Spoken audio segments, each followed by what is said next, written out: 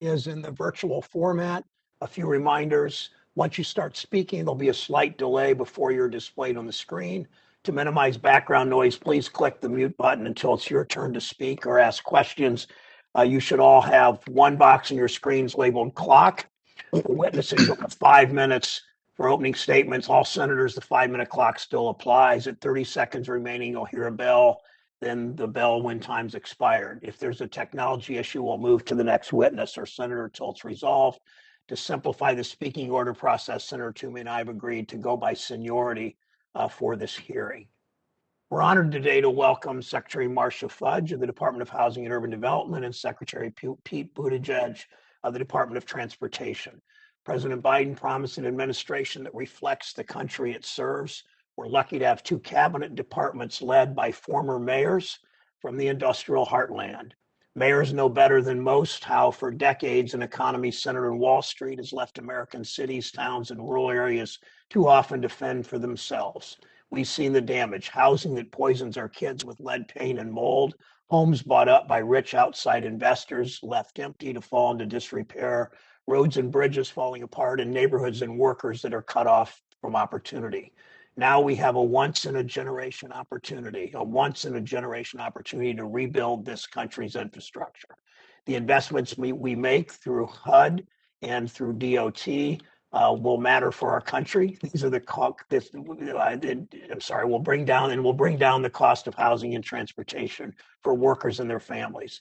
These are the costs that matter to most people's lives: your rent, your mortgage, your utilities, your car payment, your bus fare. All these investments will create jobs and grow local communities. When work has dignity, everyone can afford housing and can afford to get to work.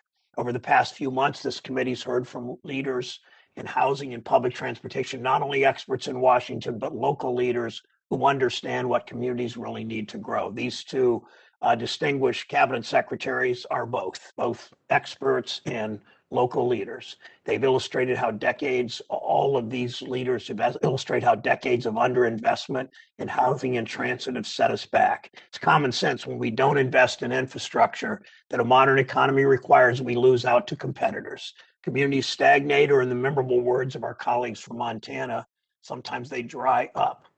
Inequality gets worse. Pollution harms families, jobs, and prosperity flow in only a small number of wealthy cities, or they move out of the country altogether. Rural communities have not gotten the investment they need to produce enough housing for local families. Bridges are too often in poor conditions. Public transit providers need continued help. Households, especially who don't have a car, that number is only growing as baby boomers age. All these problems are often at their most persistent in brown and black neighborhoods that have never had the transformative federal investment in their communities. As we discussed at our hearing on the legacy of redlining, when we talked about from black codes to Jim Crow to redlining to locking in discriminatory practices at federal agencies, we live in communities we built in the 20th century with the biases of those times. It's time to invest in creating communities that will meet the needs of this country in this century. This time we can't leave anyone behind. We will rebuild our communities to work for everyone. The American Jobs Plan is a bold effort to reverse decades of neglect, to rebuild, to put in place the foundation for a 21st century economy where people have the jobs and the economic security to raise a family, to choose the community they want to live in, to start a small business. It would produce, preserve, and retrofit over 2 million affordable homes, would address the huge backlog of capital needs in public housing, will make our homes more energy efficient, to bring down utility costs, all while creating job opportunities in the building trades and other sectors. The American Jobs Plan will construct new bus rapid transit lines in cities like Columbus and Cincinnati, really in all regions of the country. It would finally tackle the repair backlog in the transit industry, estimated now to be in excess of $100 billion. President Biden and I also agree on the need to replace aging transit buses with zero-emission vehicles made right here in America. The jobs plan would allow us to replace 50,000 buses. The administration recognizes the importance of ensuring that investments in housing and transit work together, of encouraging communities to think about how they can help make it affordable for families to live there.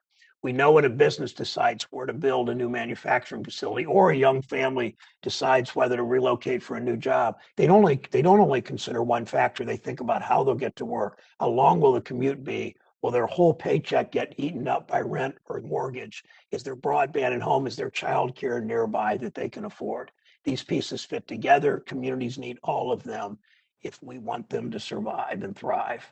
While much of today's conversation will focus on housing and transit investments, we must tackle all of these critical investments. Brent Spence Bridge over the Ohio River in Secretary Fudge is in my home state that connects Cincinnati and northern Kentucky, carries approximately 3% of our nation's GDP, but that bridge is dangerously outdated. Brent Spence is far from the only one. Our committee member states have thousands of large and small bridges in need of repair. Those bridges carry millions of cars and buses every day.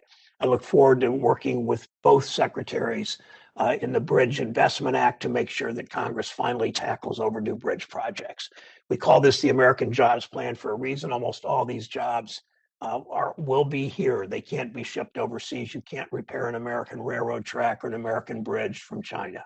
We're going to build new buses and rail cars and homes in America with American raw materials and American union workers. The president called this a blue-collar blueprint to rebuild America. He's right. We need bold action to protect our communities, to build infrastructure, protect them from climate disasters, to put Americans to work in good-paying jobs. The two former mayors today from Warrensville Heights and South Bend, these two mayors know the pride people take in their neighborhoods and their hometowns. People want to see their communities thrive and grow. They want job opportunity for their kids. They want transportation and housing options they can afford. And local leaders of both parties are desperate. I talk to mayors and county commissioners all the time. Actually, in Ohio, there are many more Republicans than Democrats in those offices. They're desperate for the resources and support to make those dreams a reality. For decades, they've watched Washington point to soaring stock prices as evidence the economy is doing well. Yet their communities too often aren't. That Wall Street wealth never translated into investment in their own main streets. We change that approach starting now. I look forward to hearing from both our witnesses, Secretary Marcia Fudge, Secretary Pete Buttigieg. Senator Toomey's recognized. Thank you, Mr. Chairman. Secretary Fudge and Secretary Buttigieg, welcome to both of you. The topic of today's hearing is an important one. It's infrastructure. A week ago, I met with President Biden and a group of my Republican colleagues to discuss a potential bipartisan infrastructure package. Secretary Buttigieg was there. It was a constructive meeting, and I'm encouraged by the president's apparent willingness to negotiate with Republicans. I would suggest that there should be three features of an infrastructure package if it's going to have broad bipartisan support. First, it should responsibly boost support for real, that is to say, physical infrastructure. That's the platforms that we share, the platforms and systems that we use to move peoples and goods and services throughout our economy. Those are things that most Americans understand to be infrastructure. Things like roads and bridges and ports and airports and transit. Second, a package that we agreed to cannot undo the 2017 tax reforms that helped create the best economy of my lifetime. Remember, before COVID, just a little over a year ago, we were experiencing an almost unprecedented economic boom. We had the lowest unemployment rate in 50 years, all-time record low unemployment for African Americans, Hispanic Americans, many other subsets of our population. We had more job openings than there were people looking for jobs. We had record low poverty rate. We had wages growing across the board, but they were growing fastest for the lowest income workers. So this economy was narrowing the income gap while it was performing at a spectacular pace. I'm suggesting it'd be a good thing to get back to the best economy of my lifetime. So we won't get there if we undo the tax reform that helped us achieve that. Third, we should not pay for a big infrastructure package by borrowing or printing hundreds of billions of more dollars. Now, the good news on this front is we have hundreds of billions of unspent COVID-related legislated funds that Congress can repurpose to pay for the infrastructure. According to CBO, over $700 billion just of the Democrats' March so-called COVID bill won't be spent even by the end of this year. And in fact, the Biden administration has already begun repurposing unneeded excess COVID funds from previous bills. HHS has diverted $1.7 billion that was originally meant for COVID, and they're using that instead for unaccompanied minors at the border. So what Congress should not do is simply go on a spending binge of more taxpayer dollars on a liberal wish list that expands the welfare state. Let's take housing, for example. The Biden administration is now proposing almost $250 billion for housing in an infrastructure plan. So first of all, let's be clear. Housing is housing. Housing is not infrastructure. Of course, people need houses. They also need food and clothing and education and healthcare. That doesn't mean that every human need is infrastructure. It's not. We can reach an agreement on infrastructure. But they want to spend, the administration that is, $250 billion on top of the fact that just this past March, that was 2 months ago, they spent $32 billion for housing. And that came after Congress had provided, over the course of last year, $80 billion for housing, which itself was on top of the roughly $50 billion we spend annually on HUD alone, not to mention the billions we spend on other housing programs. If you've lost track of all the tens of billions of dollars, it's because it's really hard to keep it straight. It's a staggering amount of money. It's a similar story on the administration's transit proposal. The Biden administration wants to spend another $85 billion for transit as part of this infrastructure bill. That would come after the Democrats in March spent $30 billion for transit, which itself came after $40 billion last year for transit, and that was on top of the $13 billion that we annually spend on transit. So in case you weren't using a calculator to keep track, that's $83 billion that Congress spent on transit just over the course of 1 year. That number actually exceeds the annual operating and capital costs combined of every single transit agency in America for a full year. Well, our Democratic colleagues point to a decline in ridership, but ridership didn't drop to zero. And if it had, we'd have to ask ourselves whether we should be throwing all this money at a system that has no riders, right? And in addition, state and local governments ought to have some responsibility for this. And we sent them $850 billion on top of last year's all-time record high collection of revenue. Some of the provisions in this in the administration's so-called infrastructure plan are so unrelated, completely unrelated to infrastructure, that it's hard to even consider them with a straight face.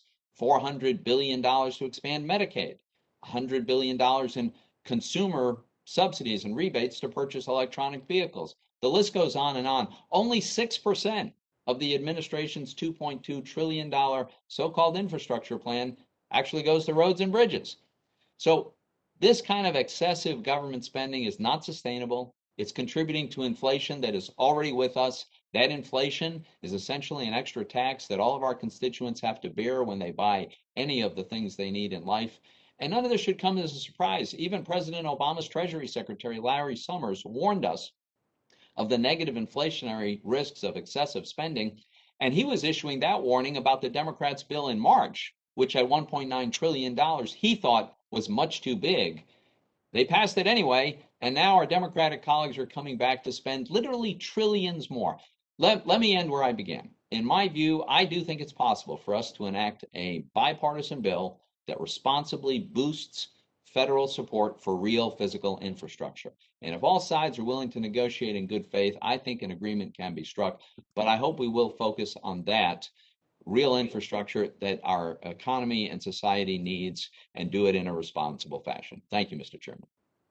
Thank you, Senator Toomey. I will now introduce our witnesses, the Honorable Marcia Fudge. My former congressman from Ohio's 11th District has spent her career fighting for better opportunities for Ohioans. She has firsthand experience making housing more affordable for more families, including as the mayor of Warrensville Heights, Ohio. We're fortunate she's now applying her expertise across the nation. It was an honor to chair the hearing reporting her nomination out of this committee. It was my first hearing as chair of this committee. She was our first nominee reported out since I've been chairman. It's an honor to work with a fellow Ohioan as Secretary of Housing and Urban Development. Welcome, Secretary Fudge. Glad you're with us. Our other witness, the Honorable Pete Buttigieg, served as mayor of South Bend, Indiana. State just to the west of mine, Mayor Pete showed his passion and creativity in using infrastructure to improve the well-being of workers and businesses in South Bend, implementing a smart streets initiative that was recognized by US DOT as a national model. Now with Secretary Pete at the helm, DOT is in position to transform streets, bridges, railways, and transit systems across America, all using our greatest asset, American workers. Our country is very fortunate. Welcome, Secretary Buttigieg. Secretary Fudge, you are now recognized for 5 minutes to provide your opening statement. Welcome. Thank you so very much, Mr. Chairman. It's always a pleasure to see you, and thank you on behalf of all Ohioans for the great work you do for your state. Mr. Ranking Member, Mr. Toomey, and the distinguished members of the Senate Banking Committee, thank you for this opportunity to discuss President Biden's American Jobs Plan. Today, as America rebuilds from COVID-19 pandemic, we face a fundamental decision about our future. We can choose to take a bold new direction that will make the United States more prosperous, more equitable, and more resilient in decades to come. A bold new direction that better positions us to win the global competition for the 21st century. That bold new direction is the American Jobs Plan. If we do not pass this plan, we will choose instead a very different path. We will return our nation to the position we occupied before COVID-19.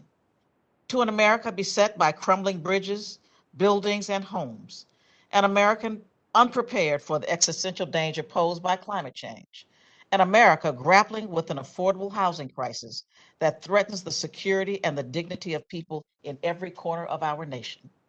Even before the pandemic, nearly 11 million Americans spent more than half of their incomes on rent.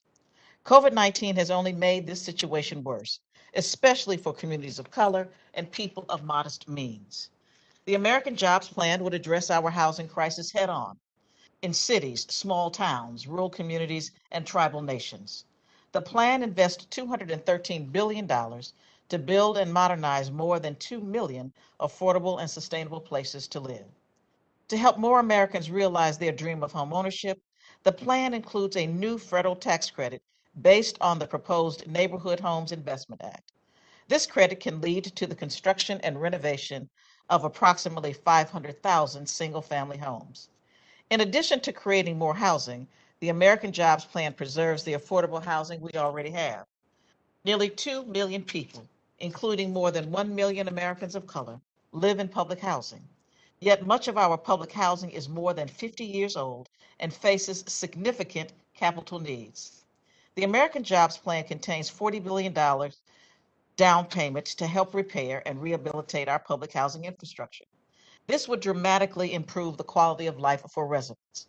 Furthermore, public housing is often located in underserved communities that are especially vulnerable to the effects of climate change. Investments that reduce energy use and increase resiliency can mitigate these risks. This plan will help make America's homes and public housing more efficient and better equipped to withstand extreme weather. In addition, this plan advances equity for tribal nations. It contains $2 billion in Indian housing block grants to expand affordable housing, resilient infrastructure, and sustainable community development in tribal lands. All told, the investment in the American Jobs Plan underscore a fundamental truth, that housing is a vital part of our infrastructure. A secure and stable home represents more than four walls and a roof. It can connect us to better jobs, more affordable transportation options, and communities with cleaner air and cleaner water. It can connect our children with good schools, providing them with a pathway to earn a brighter future.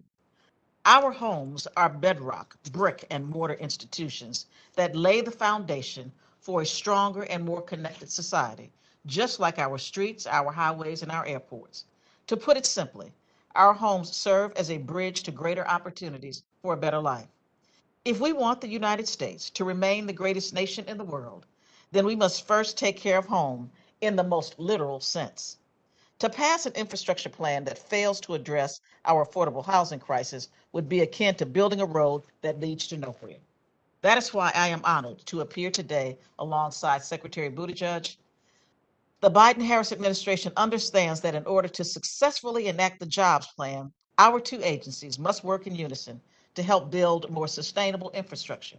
and expand access to both affordable housing and affordable options for transportation. Together, we can help revitalize our nation's infrastructure, including our housing infrastructure, and create an America that is more thriving, more resilient, and more interconnected than ever before. With that, I'm happy to answer any questions you may have. Thank you so Thank you, much, Mr. Secretary Chair. Fudge. Secretary Buttigieg, you're recognized for 5 minutes. Thank you. Thanks very much, Chairman Brown, Ranking Member Toomey, members of the committee. I appreciate the opportunity to testify before you today, and I want to thank you for your support for the Department of Transportation and our vital mission. I'm very honored to be here with Secretary Fudge to discuss America's transportation and housing needs, particularly in this moment of great challenge and opportunity. We know that public transit has been hit hard by the pandemic. And I want to thank you and your colleagues for passing the American Rescue Plan and other relief packages that provided a lifeline for public transit, for the people who depend on it, and for the essential transit workers who get people where they need to go. Public transit is key to building vibrant and interconnected communities, creating jobs, reducing pollution, combating climate change, advancing racial equity, and providing travel options for everyone. Too many families across the nation are forced to choose between living impossibly far away from work so they can afford housing, or paying more for housing than they can afford in order to have a reasonable commute. This puts a toll on working families who lose precious time with their loved ones and money needed for other essentials. Our lowest income Americans are spending more on housing and transportation than they're taking in each month. Building transit and affordable housing alongside each other can be transformational for communities and families. That's why I'm so grateful to be sitting next to Secretary Fudge, virtually of course, at this hearing. When people can move safely and easily in their community by public transit, foot, bike, wheelchair, or any other means, it can improve the lives of those who call that community home. That's why transit-oriented development and public transit are such priorities for our department and for me personally. We've already made $180 million available for cleaner transit buses. We allocated $187 million to help communities expand bus rapid transit. We recently made $10 million available to help more local governments plan for transit-oriented development in their communities. I'm also pleased to announce that DOT will soon issue new guidance to help local communities and other prospective borrowers use the department's transit-oriented development financing programs. And I'm thrilled that DOT is reinvigorating a partnership with the Department of Housing and Urban Development to identify ways to provide more affordable housing choices near high-quality public transit. We are looking for opportunities to work with additional agencies, including the EPA and the Department of Agriculture, to make walking, biking, public transit, and other transportation options more widely available to disadvantaged and rural communities. These important steps will benefit communities across the country, but we must do far more. We face a $1 trillion backlog in needed repairs and improvements across our transportation infrastructure. The consequences of decades of disinvestment are felt in every state and have fallen most heavily on low-income communities and communities of color who are nearly 4 times more likely to commute by public transit. Our status quo is unsustainable. It's unfair, and it's holding our people and economy back. And years of tinkering around the edges have not worked, which brings us to President Biden's American Jobs Plan. It is a once-in-a-generation opportunity to meet this moment. As we rebuild from the worst economic crisis in generations, this plan will provide the largest investment in American jobs since World War II, all with protections for existing labor standards. It will create millions of good-paying jobs, the majority of which will not require a college degree, for Americans to help expand and operate our public transit system, modernize our roads and bridges, and build the electric vehicles of the future. It will double federal investment, $85 billion, for public transit, making it a more reliable, attractive, and accessible option to more people in more communities. It will help us tackle the climate crisis by making public transit the option of choice for more people, by building a network of 500,000 electric vehicle chargers, and by replacing nearly 40% of the existing diesel transit vehicle fleet with electric vehicles. Chairman Brown, I thank you for your leadership on reducing fossil fuel emissions in the transportation sector and for ensuring that the vehicles of the future are built by union workers here in the U.S. This plan would also be the largest investment in transportation equity in history. At least 40% of the benefits of the plan's climate investments will flow to overburdened and underserved communities. And the plan has $20 billion to reconnect neighborhoods cut off by past transportation decisions, as well as another $20 billion to improve road safety for all users. I believe this is the best chance in our lifetime to modernize our infrastructure so Americans can thrive. Our chance to provide current and future generations with the types of investments our forebears gave us in the New Deal, and this time to include all Americans in the opportunities that come from that investment. Looking forward to working with this committee to deliver for the American people. Thank you for the chance to testify and look forward to the opportunity to respond to questions.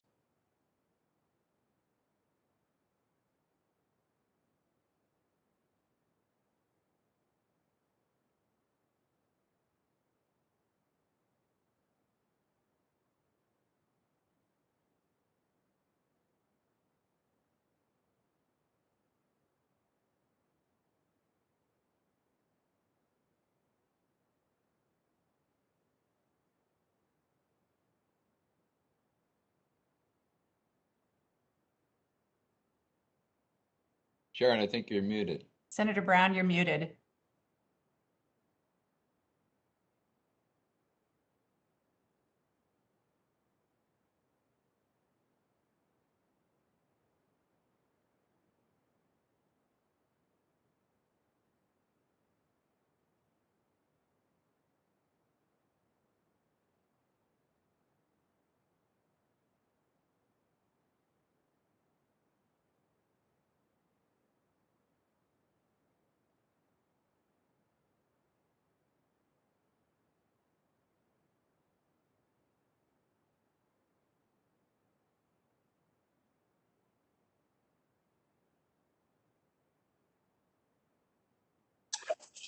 Chris, we are having some technical difficulties with the chairman's mic. Ranking Member Toomey, would you mind going first? That's fine. Can you hear me okay? Yes, we can. Okay, terrific. I will go first. So back in March, a couple of months ago, our Democratic colleagues passed a spending bill that provided $5 billion for emergency housing vouchers to be distributed to people experiencing homelessness, victims of human trafficking, and other circumstances. Under that law and HUD's own regulations, illegal immigrants are not eligible for these vouchers. But just yesterday, Fox Business reported that HUD recently issued guidance that will have the effect of making it easier for illegal immigrants to obtain these emergency housing vouchers that are supposed to be meant for Americans. This happens because, as I understand it, the new guidance waives an existing HUD regulation that requires public housing authorities to obtain and verify documentation that an applicant for a housing voucher actually has a legal immigration status as opposed to an illegal status at the time of application. HUD's own regulations say that this requirement, the one that HUD is waiving, if this report is accurate, this requirement is meant to, quote, decrease the incidence of fraud, waste, and abuse, end quote. HUD's guidance may now allow illegal immigrants to obtain these housing vouchers that, as I said, are meant for American citizens. So, Secretary Fudge, isn't it important that we follow the law and the HUD regulation and have processes in place to minimize the risk that these vouchers go to people who are not supposed to have them? Yes, Senator, indeed it is. And I thank you for the question. I think that it is very, very clear from our May 5th public notice detailing the operating requirements for the Emergency Housing Vouchers Program. It is clear that in line with current law, eligibility for assistance is limited to United States citizens and those with legal residency. Right, but I'm concerned that this guidance, by waiving this rule that HUD has historically used to minimize the risk that illegal immigrants have these vouchers, by waiving this, isn't it going to increase the risk that illegal immigrants will end up obtaining these housing vouchers that are meant for U.S. citizens? I do not believe that it will do that in any significant way, Senator. I think that to say that would assume that every single illegal resident wants to come in and scam the system. That is not how this works. People who are homeless generally do not have identification. They do not have their social security cards, et cetera.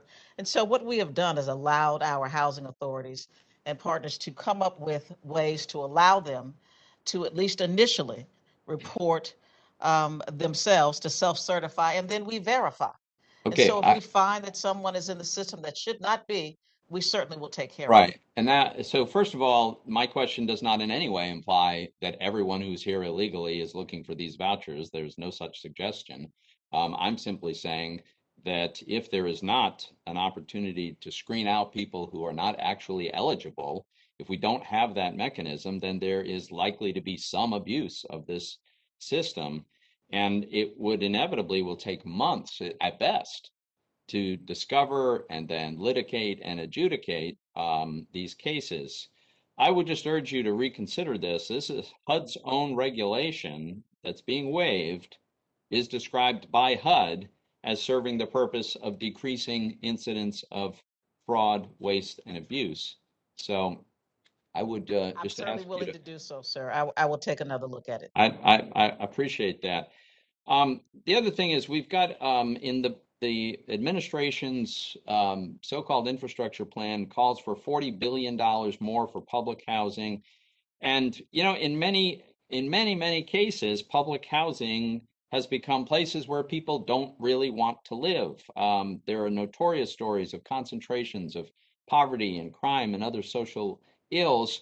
And there's research that shows that families who move out of these projects often are able to integrate themselves in communities. There's lower risk that they'll be victims of crime. It seems that there are sensible alternatives.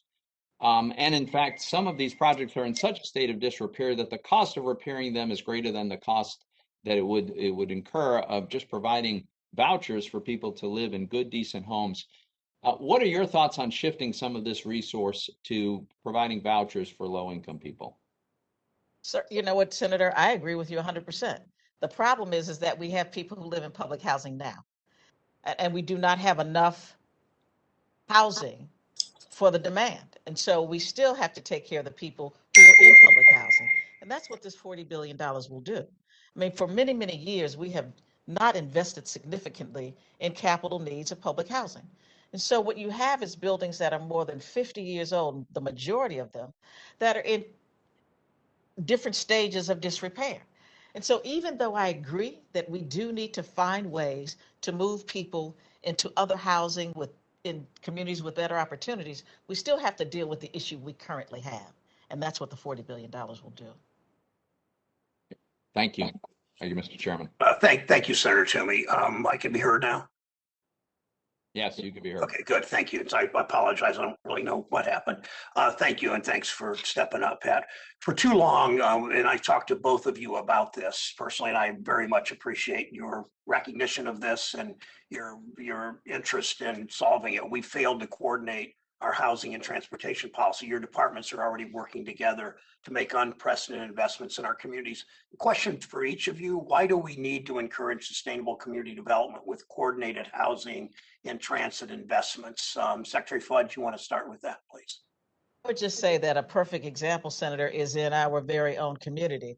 More than a decade ago, the city of Cleveland and Cuyahoga County recognized that need. And so we right now are a community that primarily is a healthcare community. So the healthcare industry is the largest employer. So what did we do? We put transportation through the heart of our communities to get people to jobs, to get people to the hospitals, to the universities, to the research institutions. And it is clear it has been successful. So I think that we are a perfect example of why it's necessary and why it works. Thank you, Secretary Buttigieg. You know, I think, as you noted, Secretary Fudge and I are both former mayors. I think mayors have to think about transportation and housing in an integrated way because they're part of the texture of how cities form. But maybe even more relevantly, families have to think about them in an integrated way because they hit the same family budget. And what we know is that if we can build housing on affordable terms and make it affordable to get to where you need to be, from home to work to school and anywhere else you need to go, that eases pressure on a family budget. So it's very important to think about how these can mutually reinforce one another. It's one reason we're excited in this department about transit-oriented development and other ways to link housing policies with transit and transportation policies. Thank you. Secretary Fudge, we had this conversation when I was in your office many years ago when you were mayor of Warrensville Heights. I don't have to tell you, and we've had it since, I don't have to tell you how pervasive lead paint still is in Cleveland, how devastating the effects are. 1 in 4 children in our city entering kindergarten has had elevated blood levels, lead levels. Preventing lead poisoning not only protects kids and their futures, it also saves health and education costs and creates jobs in remediation and removal of this poison. Will you commit to work with me to make significant investments to eliminate lead paint hazards from homes in any infrastructure package that you and I and the Congress and the White House work on?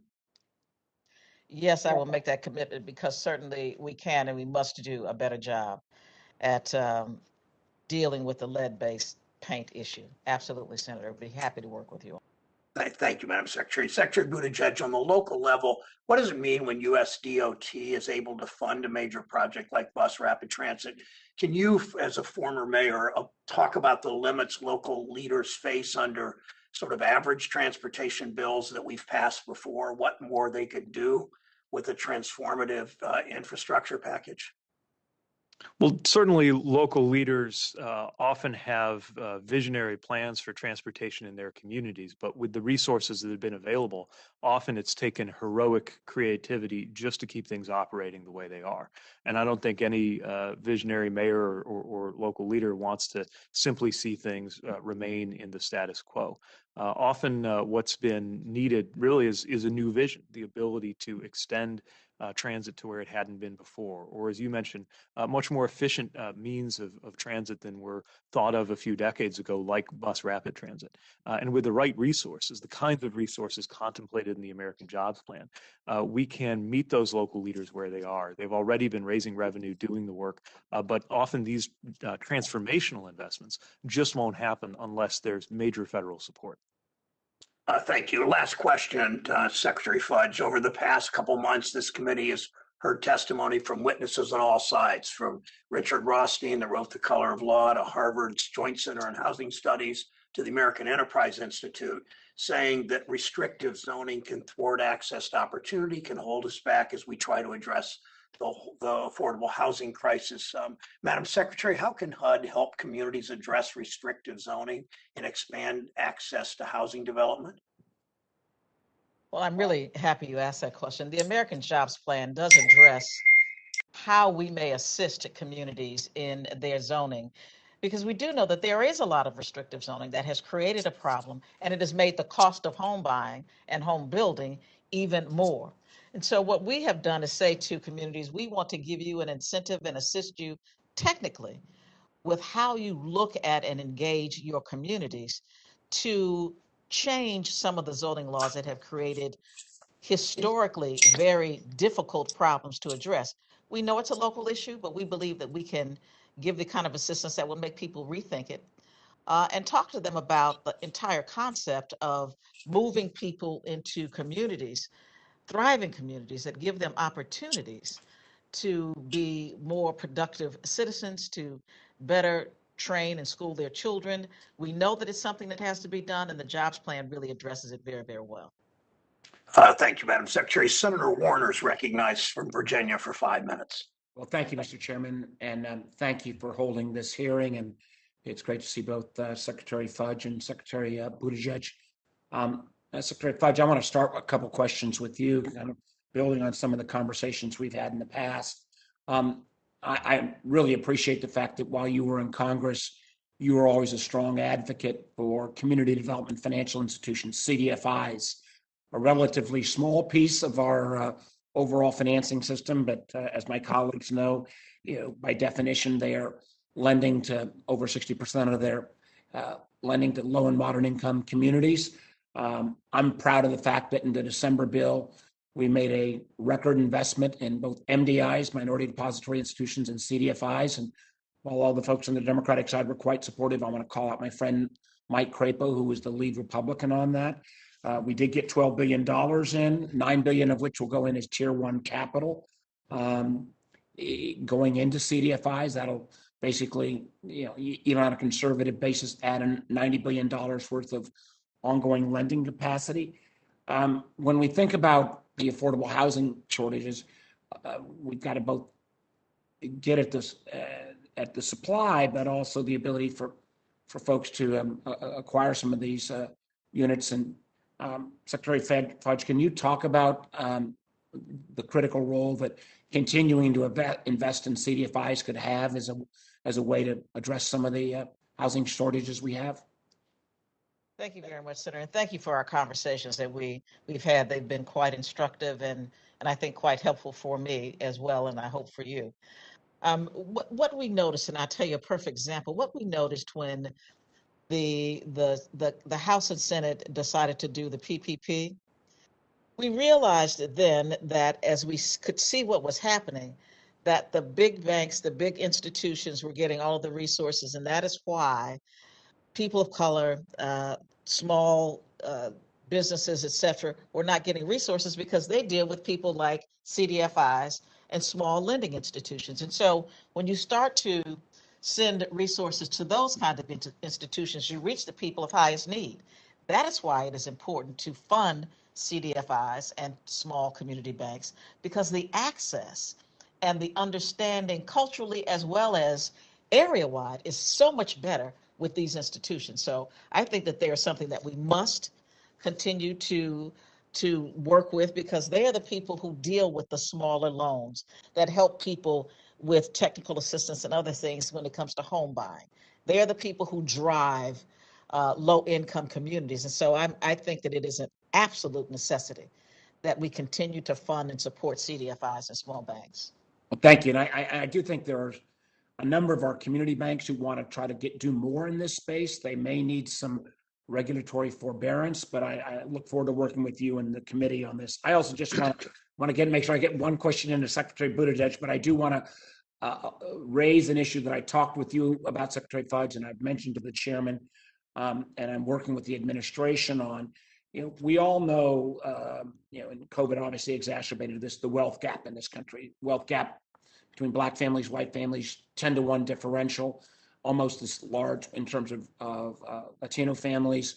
And a lot of that's due to the fact that Black and brown families do not have access to home ownership in similar levels.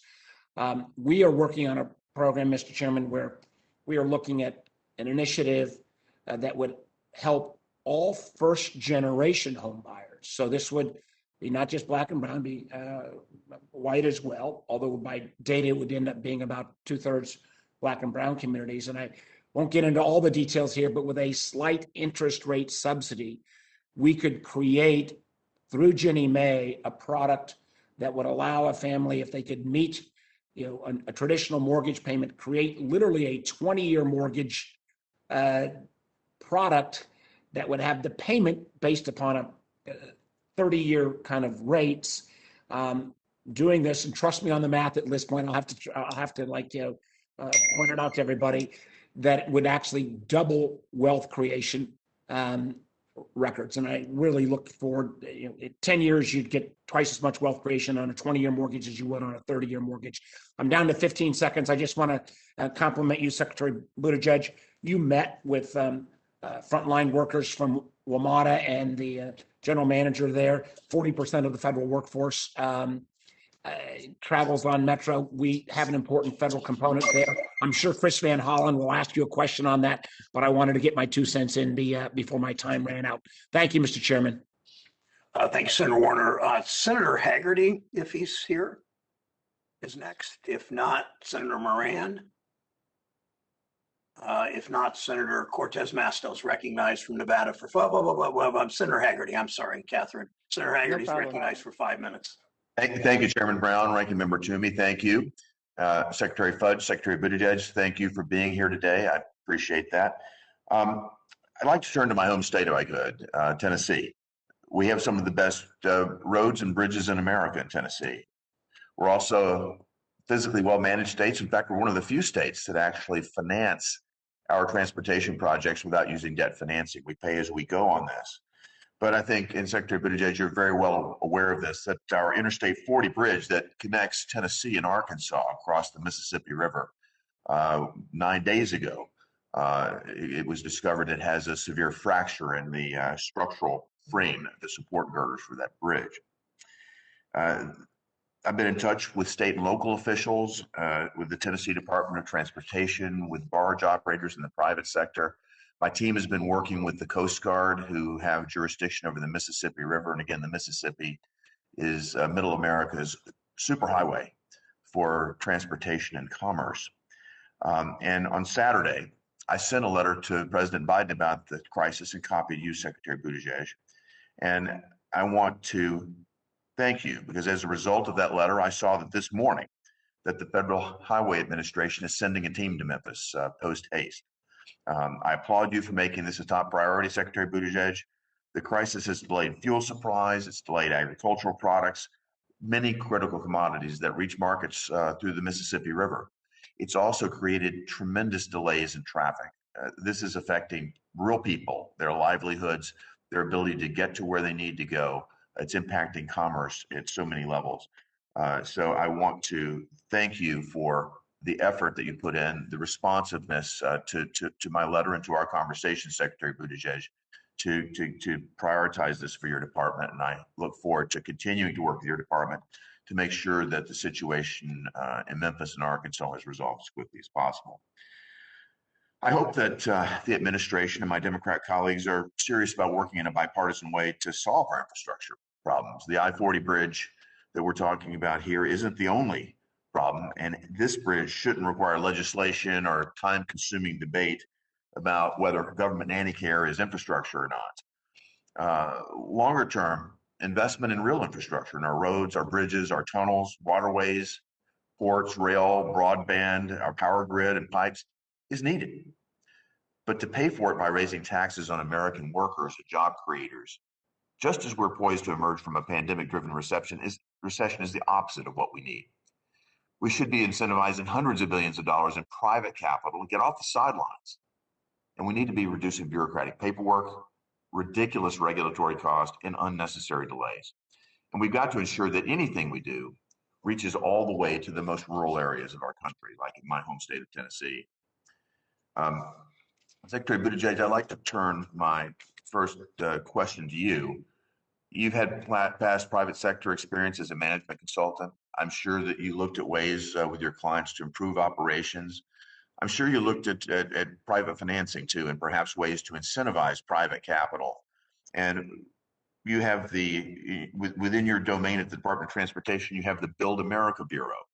The Build America Bureau's mission encompasses private activity bonds, the Transportation Infrastructure Finance and Innovation Act, the Railroad Rehabilitation and Improvement Financing Administration, among other programs.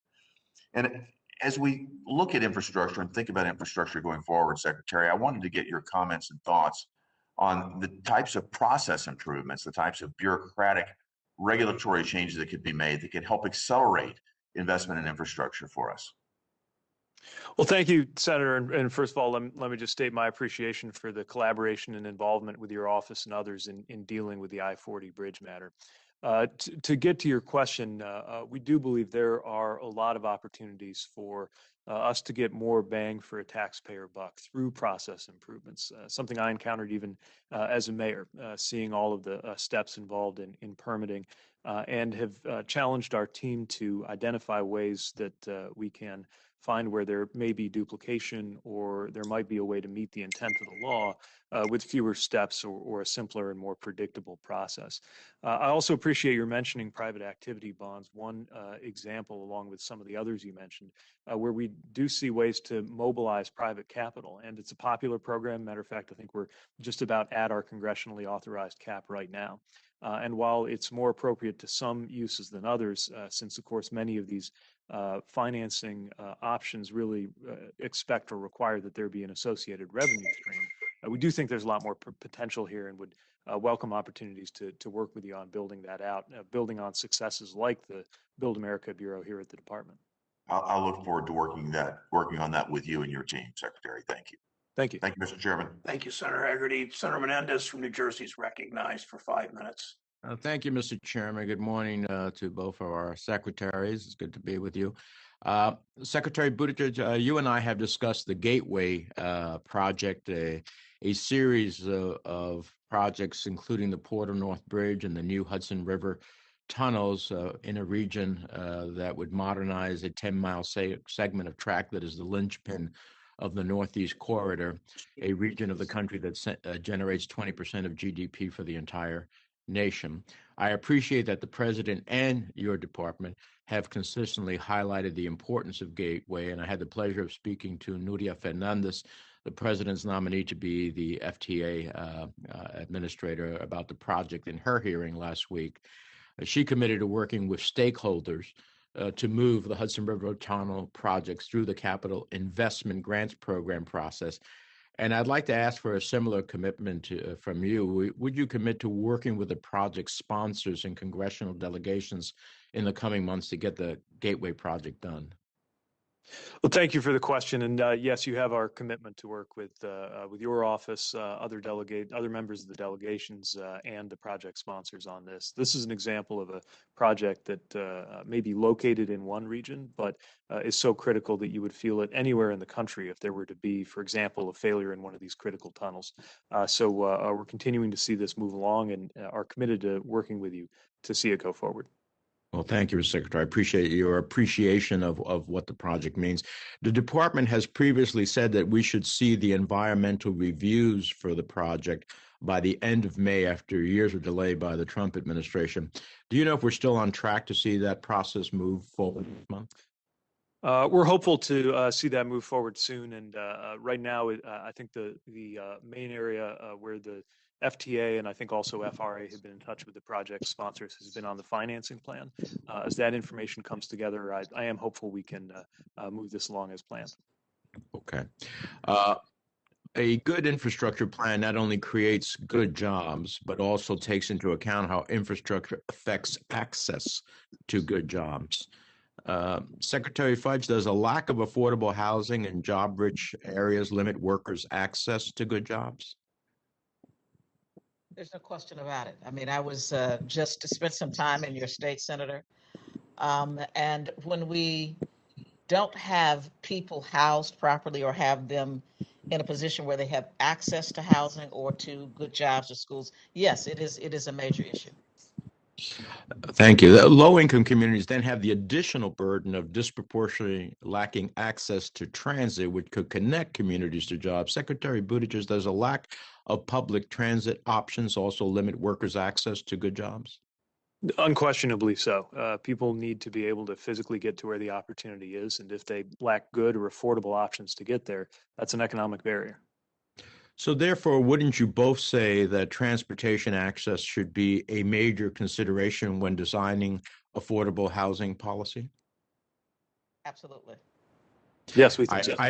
I agree. And that's why I'm reintroducing the Livable Communities Act, which would create a grant program to fund coordinated development of affordable housing and transit so that we can better expand access to economic opportunities.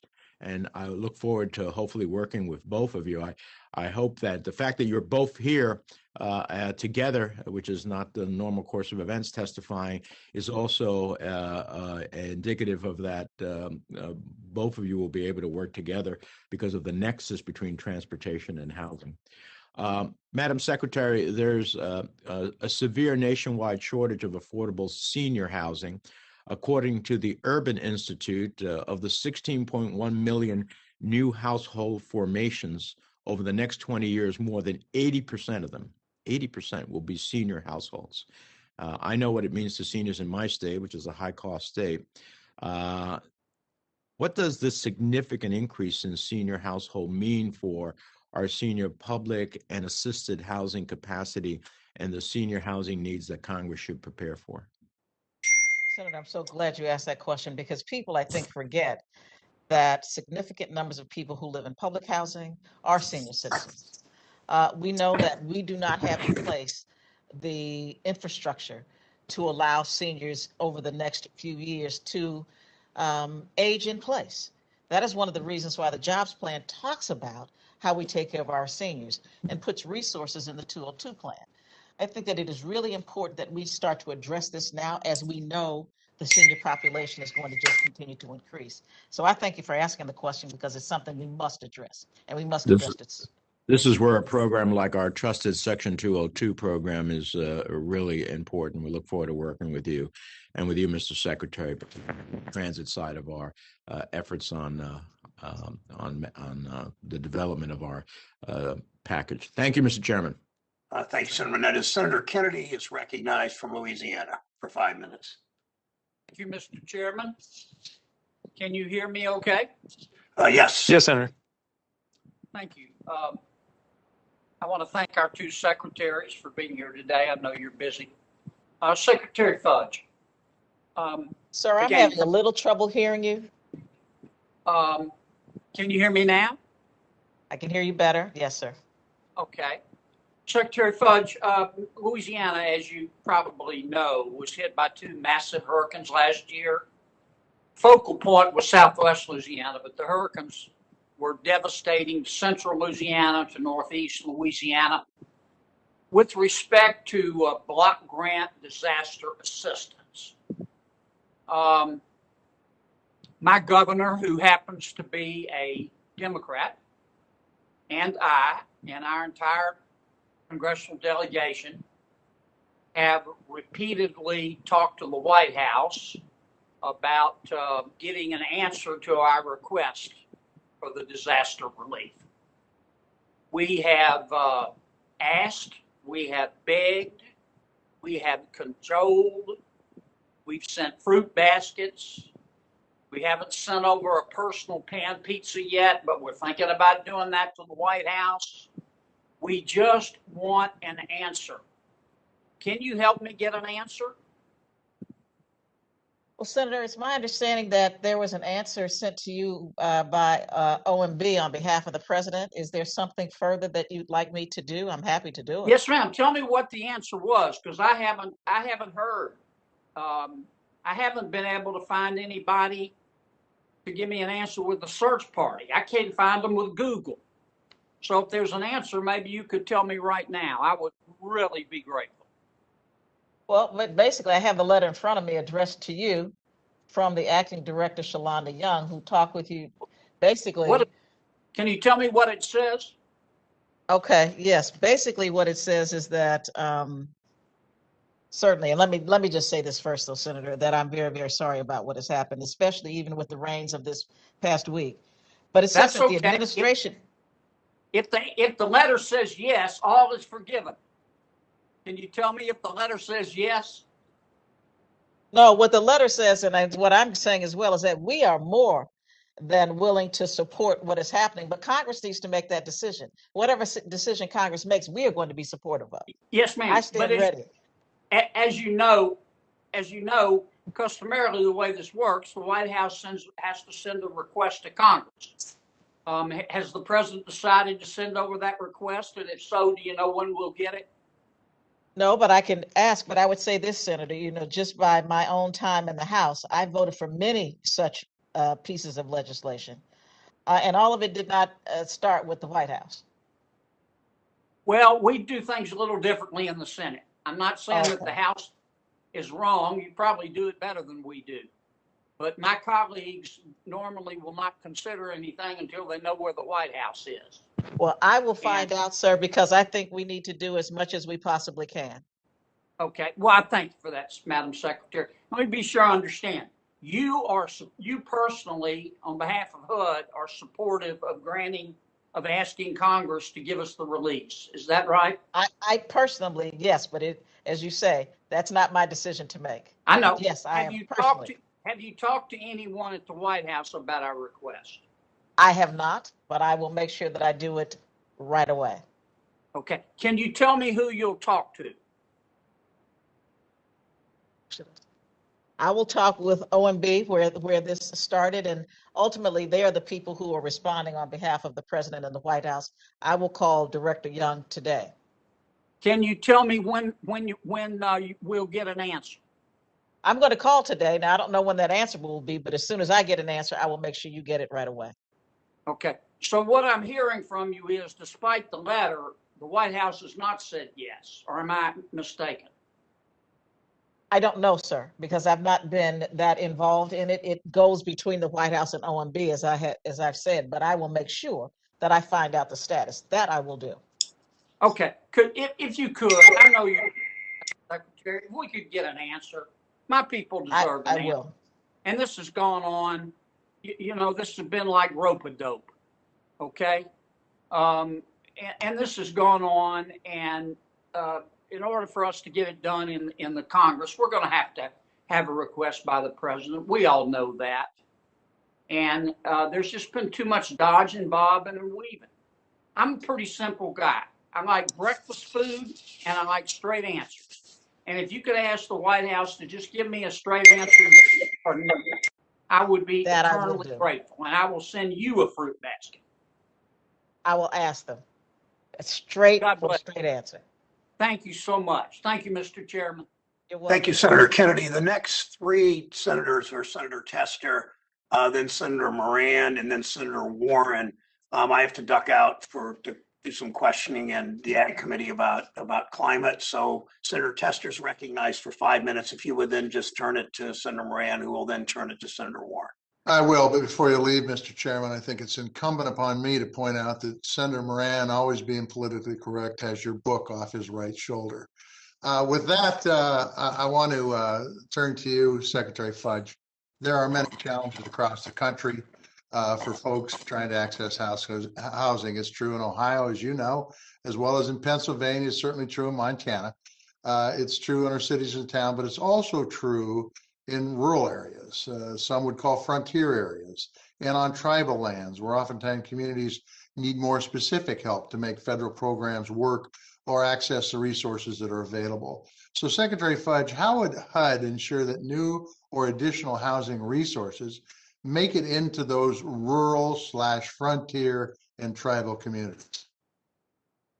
Senator, thank you so much. And thank you, as always, for the discussions we've had about this over the last few months. I appreciate your insight and input. The jobs plan does specifically set aside resources for Indian country and for rural communities. As you know, HUD's mission is to take care of housing everywhere. We do not differentiate between urban and rural, and we understand very much the needs of rural communities as well, where we talk about building supportive infrastructure and climate resilience and community development. We know that it takes a whole of government to make these things happen. So between the work that we do at HUD, the work that's done at USDA, we are very confident that with the jobs plan, we can really make a significant increase and a significant down payment, and make clear that we believe in the expansion and empowering of communities, especially rural communities.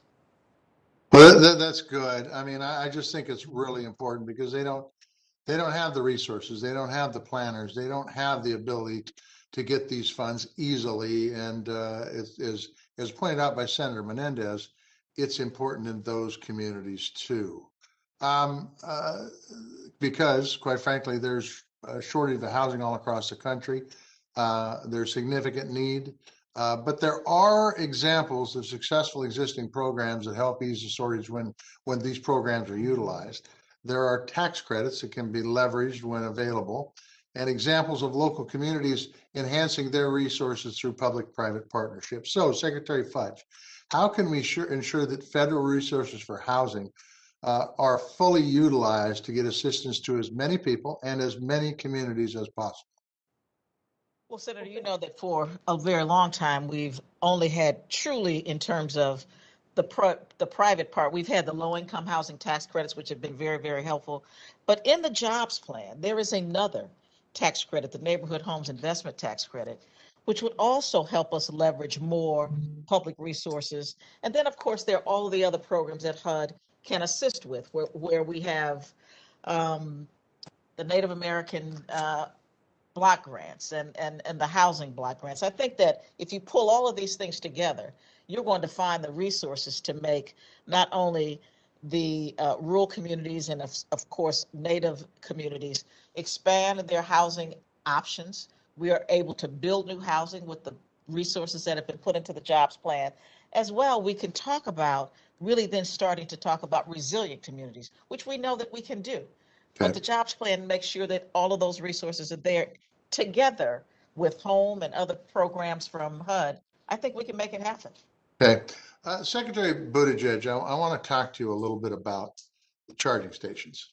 I think it's really important we make the transition, and I think it's going to happen regardless. It could happen quicker if we're a little more aggressive. And I think the charging stations are part of it. My question to you is, and Build Back Better, how is this going to work? Is this a revolving loan fund, or is the government going to build charging stations, or are we going to give loans out to businesses who want to put charging stations at convenience stores or grocery stores or wherever it may be? Could you tell me what the vision is there? Thank you, Senator. It's a very important question, and it's one of policy design that I think will vary based on some of the geographies that we're looking at. The economics of installing a charging station may pencil out in, for example, a luxury apartment building in the middle of a city such that no assistance is required at all. On the other end of the spectrum, there are a lot of locations, especially in more spread out or rural areas, where there simply might not be a return unless there is some kind of support. So I wouldn't say that the vision is that all charging stations in the country, or even most of them, or any of them, need to be owned and operated by the federal government. This is a great opportunity for leverage and to make sure that the dollars are being put to use in a way that maximizes the availability. Of course, our support is not just in financing the establishment or the construction of the stations, but also just in siting them. And that's where we have work we can build on with the alternative fuels corridors designations that have been going on, which DOT does in partnership with the Department of Energy, just to establish where across our highway network we need to make sure there are charging stations, whether the market would provide them or not, so that range anxiety doesn't hold Americans back from adopting EVs. Just a statement before I turn it over to Senator Moran. I really hope that when it comes to roads and bridges, infrastructure, that we continue to rely on existing formulas.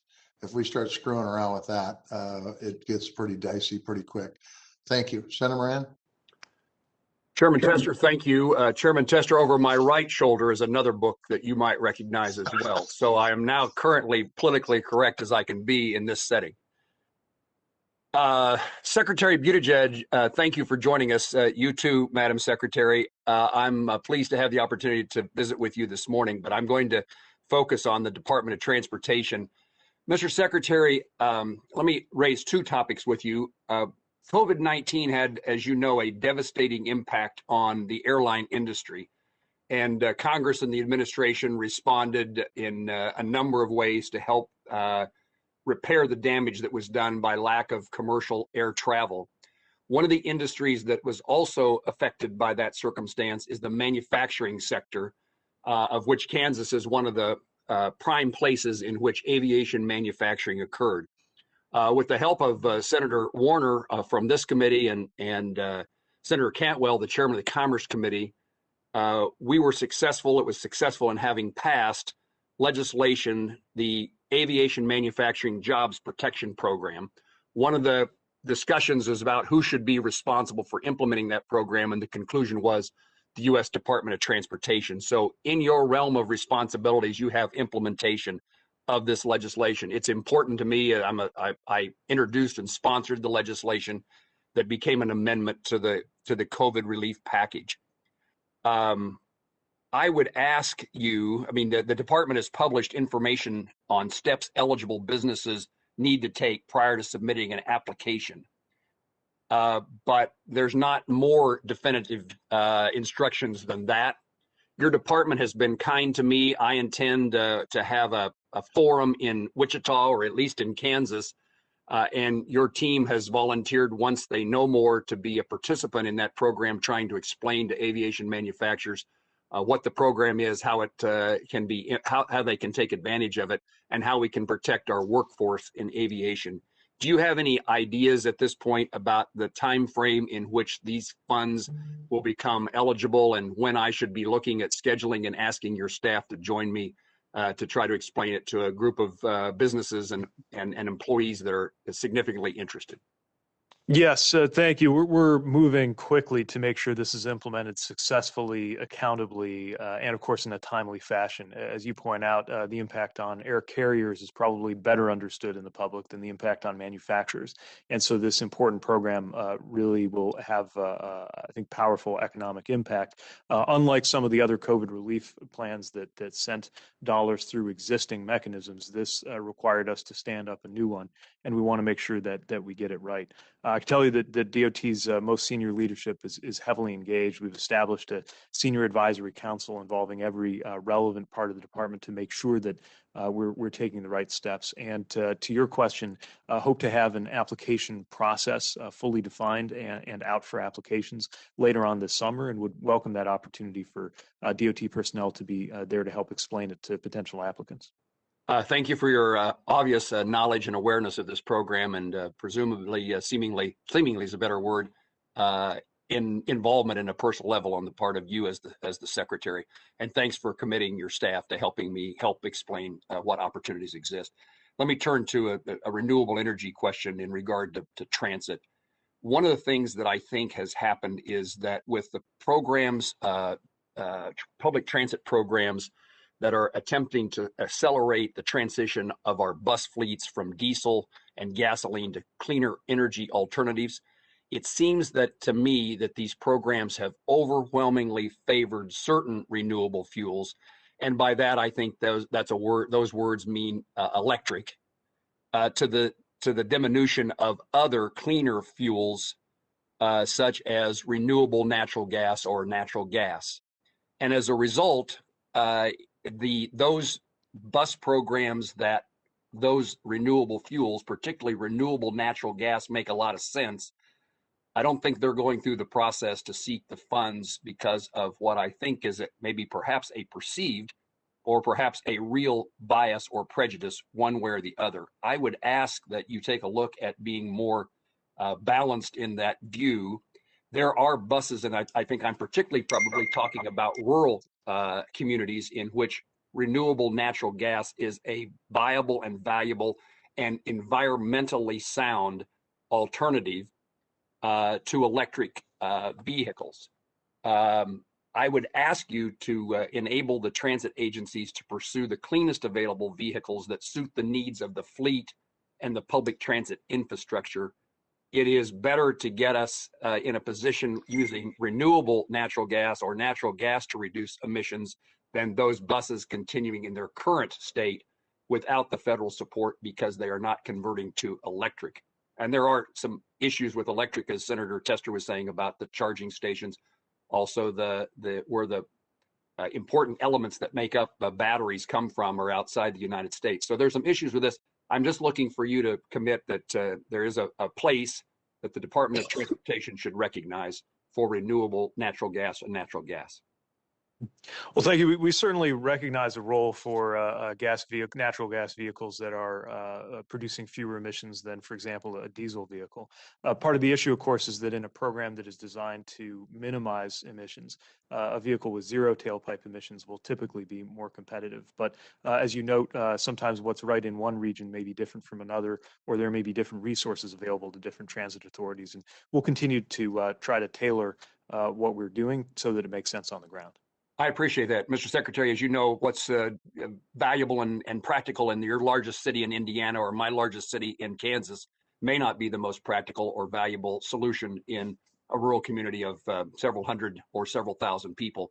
And we sometimes think of transit as being the large city's way of moving people. But as you know, in our states, it affects lots of seniors and disabled individuals and getting to the doctor and getting to the grocery store in ways that are different than what a city mass transit program would look like.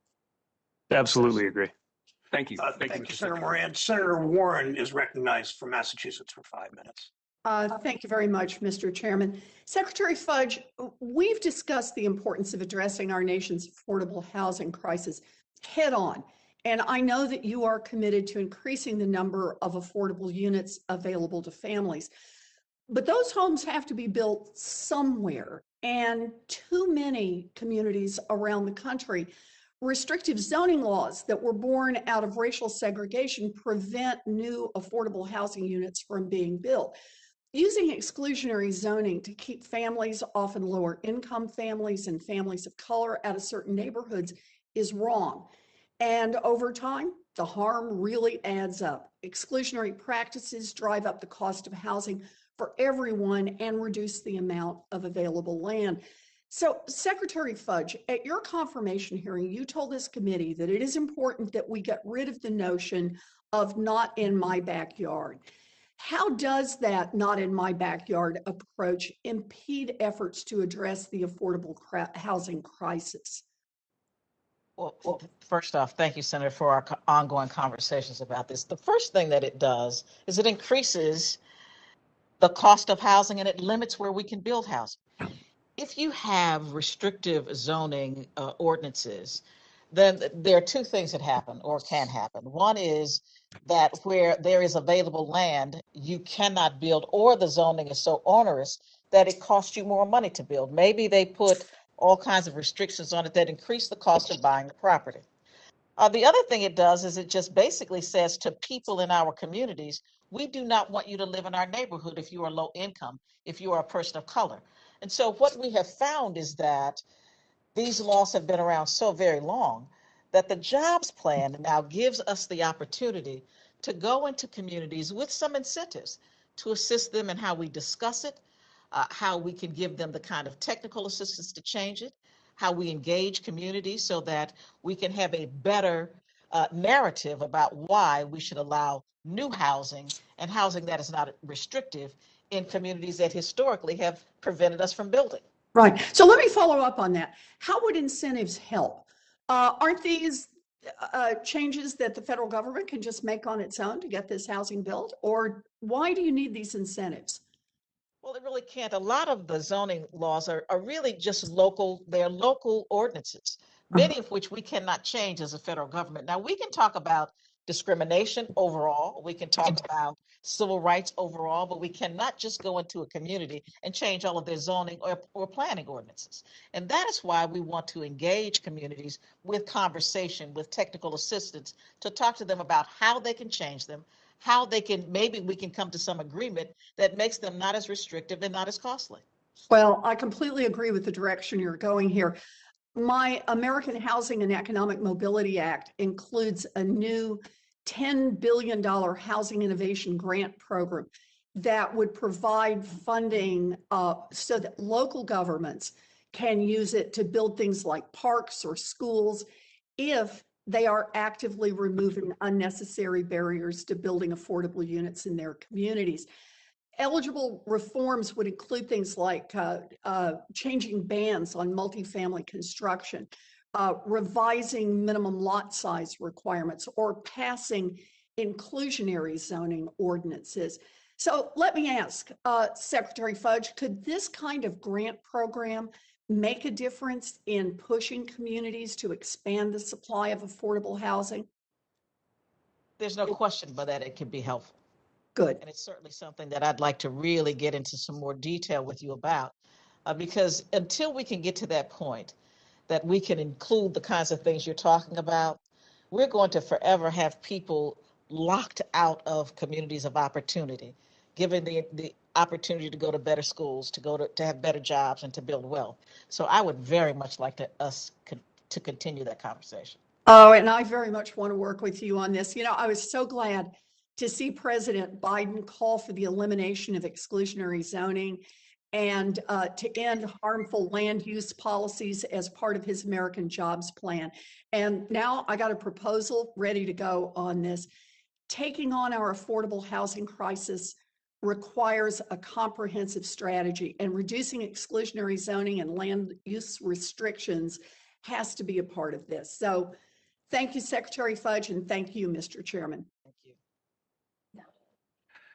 Thank you, Senator Warren. Senator Cortez Masto is recognized for 5 minutes from Nevada. Thank you, Mr. Chairman. Thank you. And thank you to both Secretaries Buttigieg and Fudge for this great conversation, the good work that you were doing. Let me start off with Secretary Buttigieg. I had the pleasure of speaking with Acting Administrator Fernandez at her nomination hearing about the ability for capital investment grant project sponsors, specifically in my state, the Regional Transportation Commission in Washoe County, to be able to utilize its project cost savings, further enhancing their specific project corridors. I'm going to include for the record a question on whether the department will reward project sponsors who are good stewards of taxpayer dollars that come in on time and under budget with the ability to repurpose those funds to other important elements of an existing federally funded project within their community. So I'm not going to, I'm going to submit that for the record. I do want to talk to you about smart communities.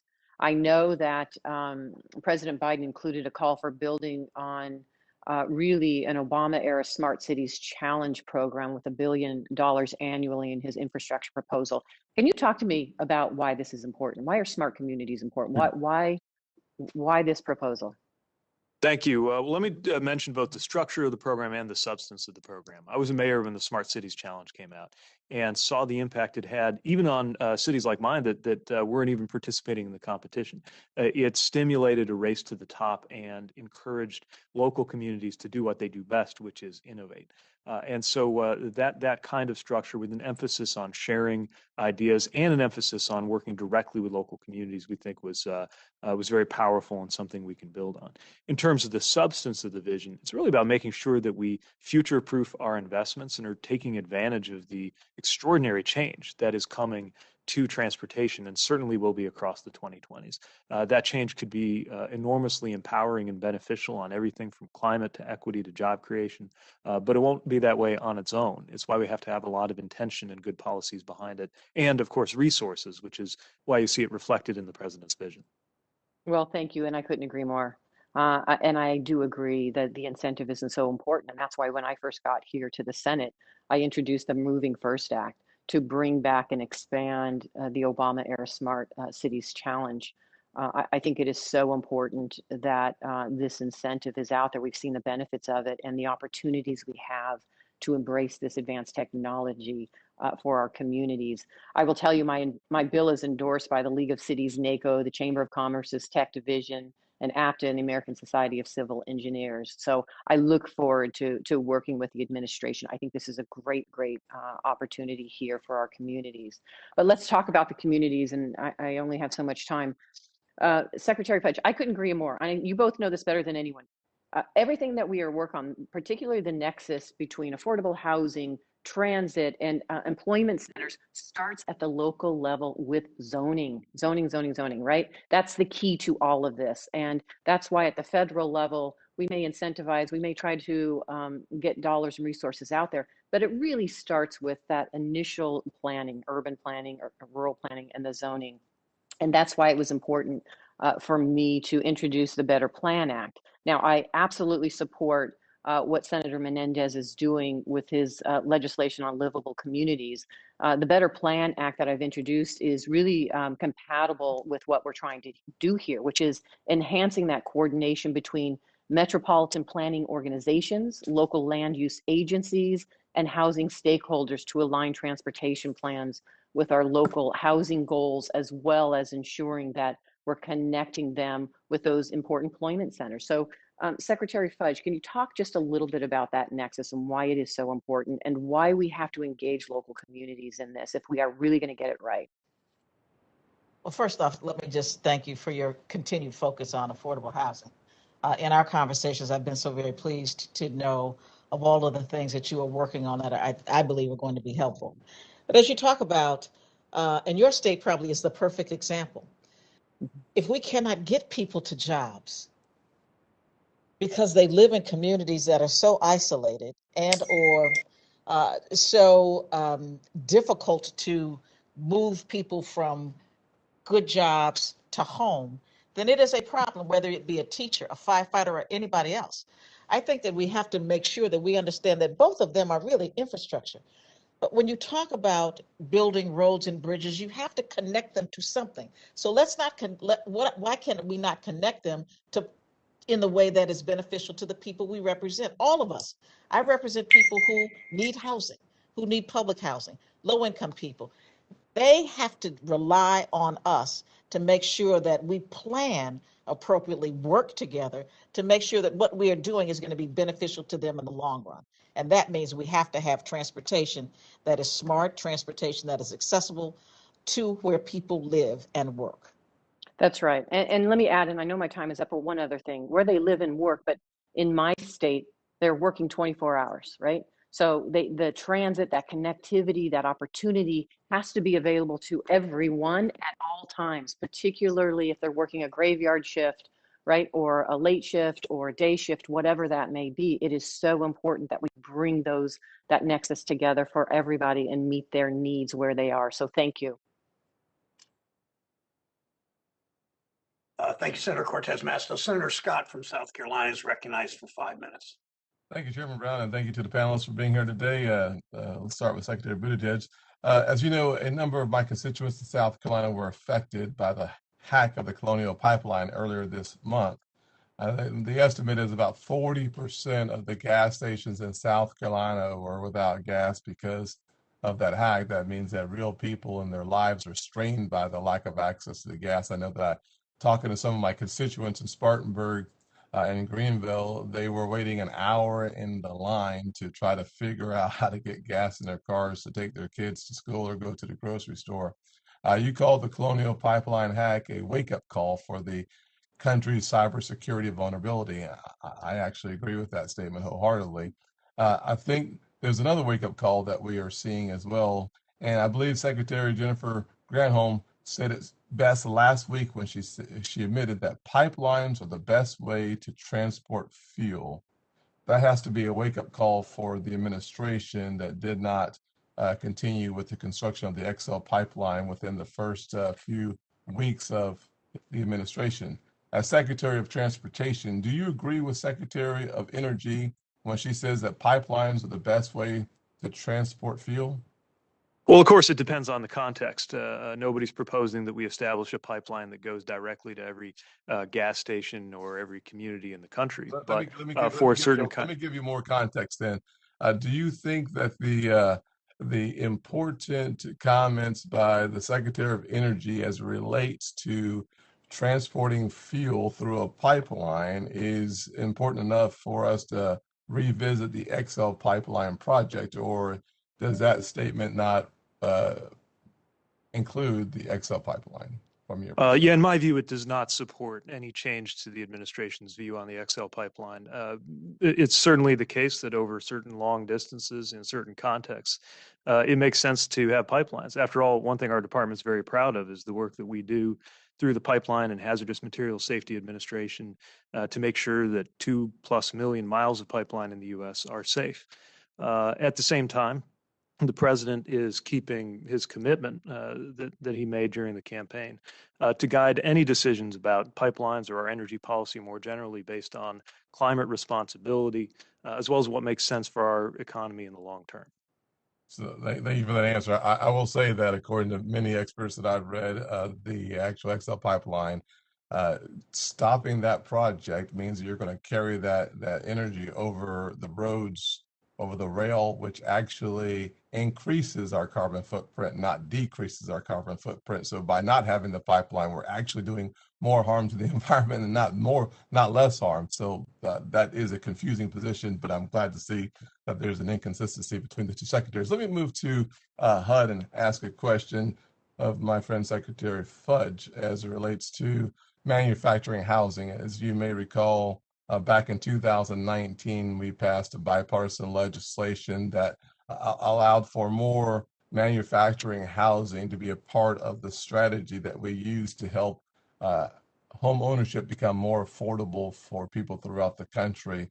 When would you expect HUD to issue guidance for the inclusion of manufacturing housing in states and local governments' consolidated plans? First off, thank you. It's good to see you, Senator, and I thank you and appreciate your concern about manufactured housing. You know that we do have some guidelines, and certainly the guidelines that were requested in 2019, I think probably got caught up in all of the things that were going along with COVID, but we believe that we will have something by the end of this year. We know we're a little bit behind, but as I said, in 2019, I think COVID and trying to get CARES Act funding and other things out may have delayed it, but we are working on it as we speak, sir. As you would imagine, that my state has a disproportionate share of the manufacturing housing, and we experience lots of natural disasters. And I will say that the current state of manufacturing housing has transformed positively, where you have a stronger home, you have a more resilient home than ever imagined. And so whatever we can do to hit the accelerator on that, I believe will be helpful to those folks who are on the margin, on the bubble, so to speak. They could be a homeowner or they could not be a homeowner, depending on how accessible manufacturing housing is. So thank you very much for your commitment to move My that pleasure, forward because as I'm a strong an proponent additional as well, responsible. Senator. So Thank you. we'll Yep. get right on it. Yes, ma'am. Thank you. Thank you, Senator Scott. Senator Van Hollen of Maryland is recognized for 5 minutes. Thank you, Mr. Chairman. Secretary Fudge, thank you for your leadership, and I'm pleased to see the American Jobs Plan include major provisions to increase the overall supply of housing and affordable housing, and use federal incentives to address discriminatory local zoning practices. I was also pleased to see a reference there to the importance of continuing with affordable housing vouchers. Senator Young and I have introduced a bipartisan bill calling for the creation of 500,000 family stability and opportunity vouchers.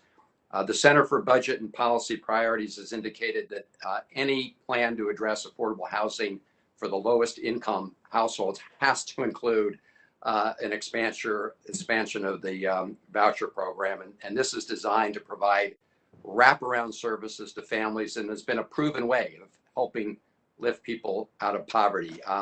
I've mentioned this to you before. We're going to introduce it again soon. What I want to ask today is just a commitment from you to get back to me and to Senator Young as to whether or not the Biden administration will fully endorse this proposal. That's my request today.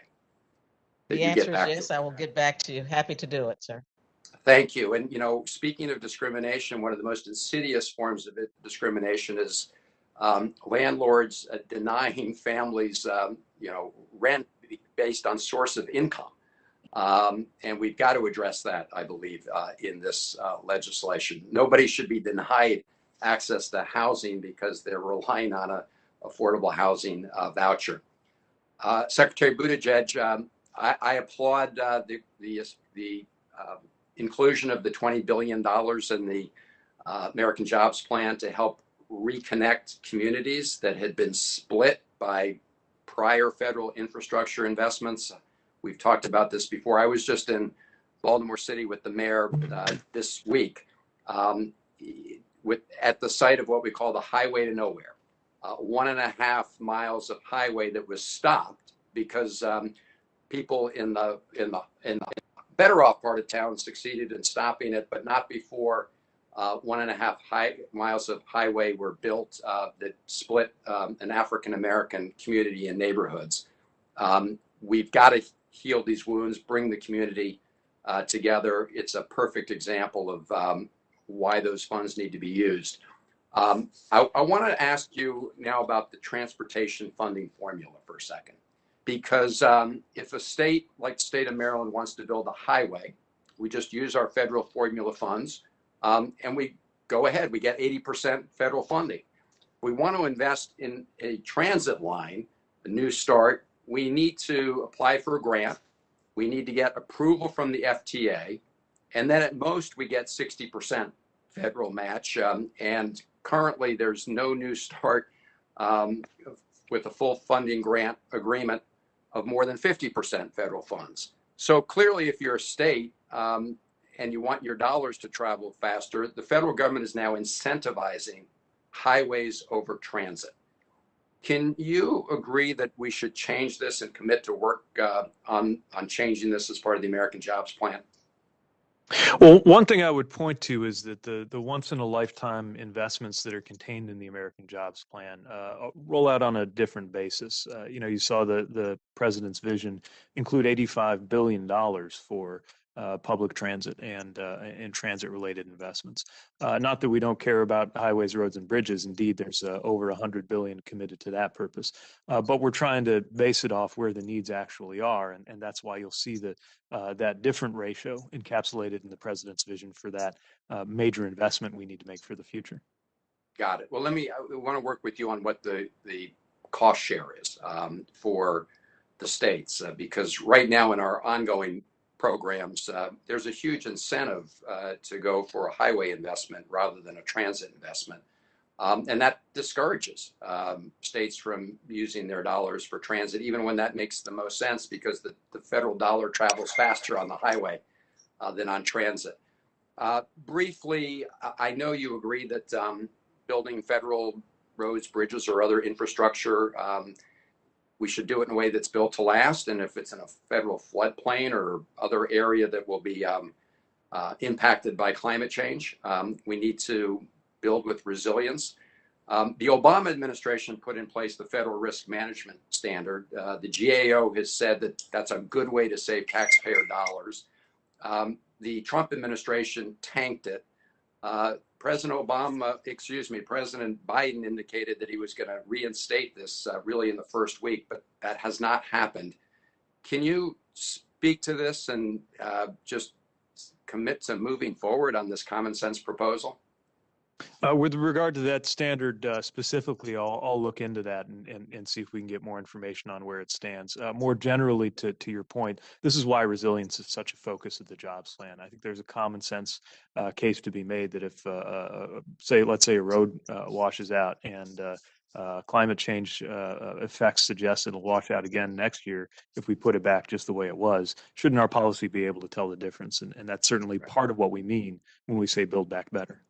No, I appreciate that, Mr. Secretary. This is one thing you could do today that would help change that going forward before we even have to enact legislation. So I really encourage you to do that, and hope you can get back to me on that. Thank you. Thank you, Mr. Chairman.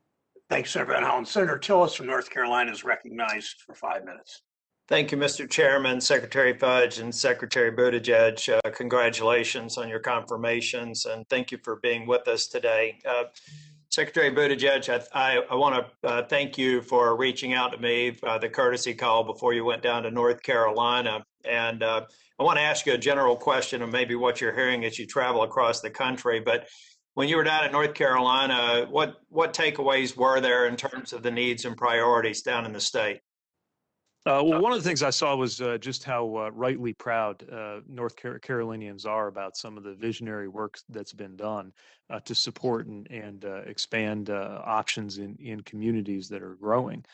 With growth comes a lot of challenges, and they're good challenges to have, but still require forward-looking transportation policy. I also had a chance to see some of the extraordinary research that is going on. Some of it's supported with federal and state transportation dollars, things that I could go on about for hours, but I promise not to, in terms of, for example, optimizing pavement, which might not seem like a sizzling topic of great interest, but just a little difference in making a piece of pavement last longer in harsh weather could mean enormous savings for communities in the federal government. So it was a very instructive trip, and I look forward to continuing to be in touch on the progress that's being made there. Thank you. I'm kind of curious. I'm speaking with legislative leaders and the governor. One of the topics that's come up in North Carolina, I'm curious if it's something that we're hearing across the country, is that with the billions of dollars that are down in the states and they're looking at flexibility, ways to use it. Have you heard much in the way of trying to use some of the relief funds that right now are restricted from transportation projects to potentially, I think California has about a $70 billion surplus, for example, and looking at maybe repurposing some of that for infrastructure projects? So I think every state and local government that's gotten support is assessing how best to put it to use. I do want to emphasize that of course, we want to make sure there's the right kind of flexibility for those dollars to be well spent, but would also flag the risk of spending the same dollar twice, so to speak, in terms of imagining that a dollar is unspent simply because it takes longer to get committed. To give you an example, you can imagine a transit authority that sees that their ridership went down 90% or 80% in 2020. Now they see it maybe back at 50%, might still be down 30% next year. And so you won't see some of those dollars that are designed to keep them afloat obligated until next year, maybe later because of the reimbursement pattern. But that was part of the congressional intent. And so I just want to note that there was a multi-year vision for some of how these dollars would move. Just maybe back as a baseline question, we've got various views around Washington now about what defines infrastructure. In your role as secretary, how do you define infrastructure? Well, I view infrastructure as the foundation that makes it possible for Americans to live a life of their choosing. That can include the transportation infrastructure, makes it possible for you to get to work or school. It could include the internet infrastructure that makes it possible for you to communicate with work or school, whether you're physically moving around or not. We in the administration, of course, also believe that tearing down a barrier in the form of, let's say, unaffordable elder care or child care amounts to part of the care infrastructure that helps America work. I recognize and respect their different views about how we define these things. My hope is that even if we agree to disagree on a philosophical question about what to call something, that we have a good chance to agree on good policies that'll make a difference for the American people. Yeah, I would just on that note, I agree with the first part of your assessment of infrastructure, which I think has traditionally been defined that way, along with broadband, which I think the modern definition absolutely should include it. It's not that I'm necessarily opposed to some of the other initiatives that we're casting a wider net and calling infrastructure, but I think that most of the American people, when they think about infrastructure, they think about the things that are in your lane and the Department of Transportation, and would like to have a separate discussion about the efficacy, the affordability, and the long-term viability of those other programs. Just really quickly, and this is for Secretary Fudge and Secretary Buttigieg, I feel like Davis-Bacon, many say is an artifact from the Jim Crow era that was preventing minorities to get into construction work. Now we're using it maybe a little bit differently. The concern that I have is if we're going to impose these higher labor costs on infrastructure projects, on affordable housing projects, aren't we really discounting the impact that we can have with the use of the federal taxpayers' money? And Secretary Fudge, we can go to you first.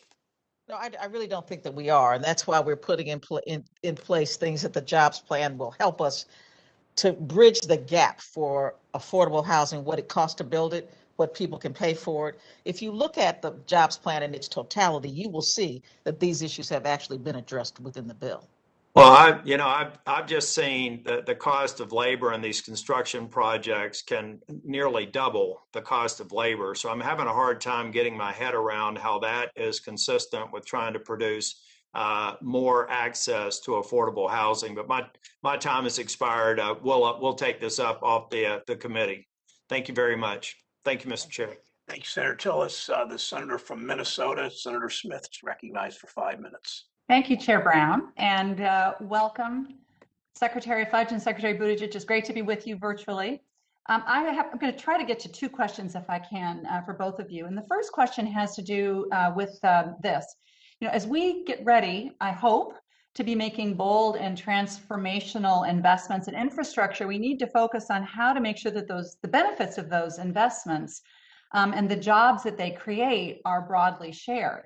And I think that we can all acknowledge that in the past, communities of color and low-income communities have often not seen the jobs that were created by federal and state infrastructure investments. And we've seen this story unfold over and over again in roads and bridge construction, but also in public housing construction and maintenance too. So I think now in this moment, we have an opportunity to change this, but it is going to take a clear strategy and intention. So that's what my question is for you. How do you intend to work on this issue in your agencies so that we can make sure that communities of color and low-income communities are benefiting from the job opportunities that are created by these significant infrastructure investments? And I'll start with Secretary Buttigieg. Well, thank you. We share this priority. We think it's very important, both in terms of the communities that benefit from the overall asset that might be added in the form of a transit line or a bridge or road or whatever it may be, but also those who get to participate in the business opportunities that are created, the ownership of the businesses, and certainly the workers. Yesterday with Secretary Walsh, Mayor Bowser here in Washington, and others, we visited the work site of the Frederick Douglass Bridge, which takes South Capitol across the river to Anacostia. And they had very effectively used local hire and project labor agreements to make sure that the local community, the diverse local community, was reflected on the work site. I think continuing to partner with local agencies and authorities, with labor organizations, and everybody else who has a stake in this really needs to remain a priority so that we create the most opportunity we can for including or especially for those who've been excluded in the past. Thank you, Secretary Buttigieg. And Secretary Fudge, you and I have talked about this before. What opportunities do we have for creating jobs for people living in public housing or in poor communities, as I dearly hope, making significant investments in housing in those communities?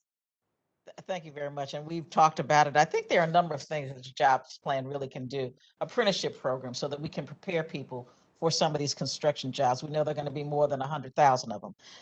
We can talk about doing things like making sure that certain contracts and certain employees come from certain geographic areas. We can create goals for contracts. There are many things we can do and should do, and the jobs plan is going to allow us the opportunity to do just those things. Thank you. Thank you very much. I really look forward to working with both of you on this. I think this is extremely important. Secretary Buttigieg, I want to come back to you on a question about how the American Jobs Plan proposal to include a $20 billion grant program to help reconnect communities that have been split apart by the creation of federal highways. So just give me a minute to tell you about the story of the Rondo neighborhood in St. Paul. Rondo was a lively community with hundreds of prospering Black businesses and family homes. 80% of St. Paul's African-American population lived in Rondo, including a strong and flourishing middle class. And then in the late 1950s and 1960s, you know the story, construction of the I-94 interstate literally ripped this community in half. 700 homes owned by Black families were destroyed, 300 businesses gone forever. And the destruction of these homes and businesses had a devastating impact on this community. $157 million in home equity loss. That's equity that never was able to be passed on and has clearly contributed to the intergenerational wealth gap that we see so significantly in Rondo, in Minnesota, and the whole country. But here's the good news. The amazing community group called Reconnect Rondo has a vision for how to build a land bridge over the I-94 freeway and create an African-American arts and enterprise and culture and living community. So could you, in the few seconds that I have left, talk to us a little bit about how that vision for Reconnect Rondo fits with what your vision is for that $20 billion grant program? Well, thank you. Very briefly, this is certainly an example of what we've been talking about in terms of how federal dollars often serve to segregate, divide, or destroy neighborhoods of color. And as your example illustrates, this is not something that was confined to one region of the country. It happened in so many different places. So now the question is, how can we right that wrong? Sometimes that in some geographies, that's meant removing, replacing, or submerging a highway. In others, it means working around it. And that's, I think, an elegant quality of the proposal you're describing. And these are the kinds of initiatives that we want to support with federal dollars in visions like the American Jobs Plan. Again, largely because we know in a previous generation, it was federal dollars sometimes that created the problem to begin with. Thank you, Secretary. That was no accident, of course, that's where the route for I-94 freeway was chosen. And I think there's an opportunity to restore that community. And I would welcome you coming to Minnesota to see their vision and to imagine with us what we could do there. Thank you very much. Thank you. Thank you, Senator Smith. Senator Kramer of North Dakota is recognized for 5 minutes. Thank you, Mr. Chairman, and thanks for having this important hearing, and to the two administration officials, thanks for being here. Mr. Secretary, thanks for the nice conversation yesterday.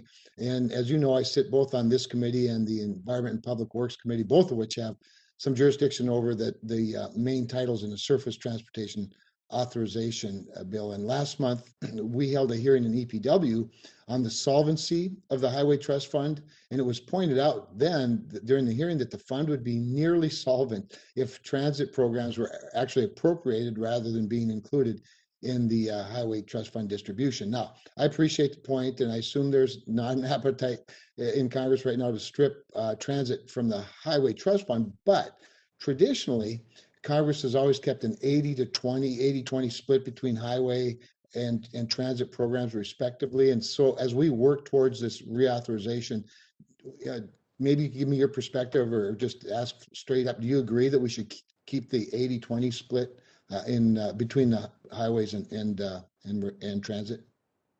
Well, certainly recognize the role that that split in the formula has traditionally played. I would say the jobs plan thinks beyond the year-to-year funding that we're accustomed to, because we know that a different ratio may characterize the once-in-a-lifetime transformational investments that we think we need to make as a country. So I think even though legislatively those two things may come to be joined together potentially, depending on how things proceed, I would say conceptually we're really talking about two different things.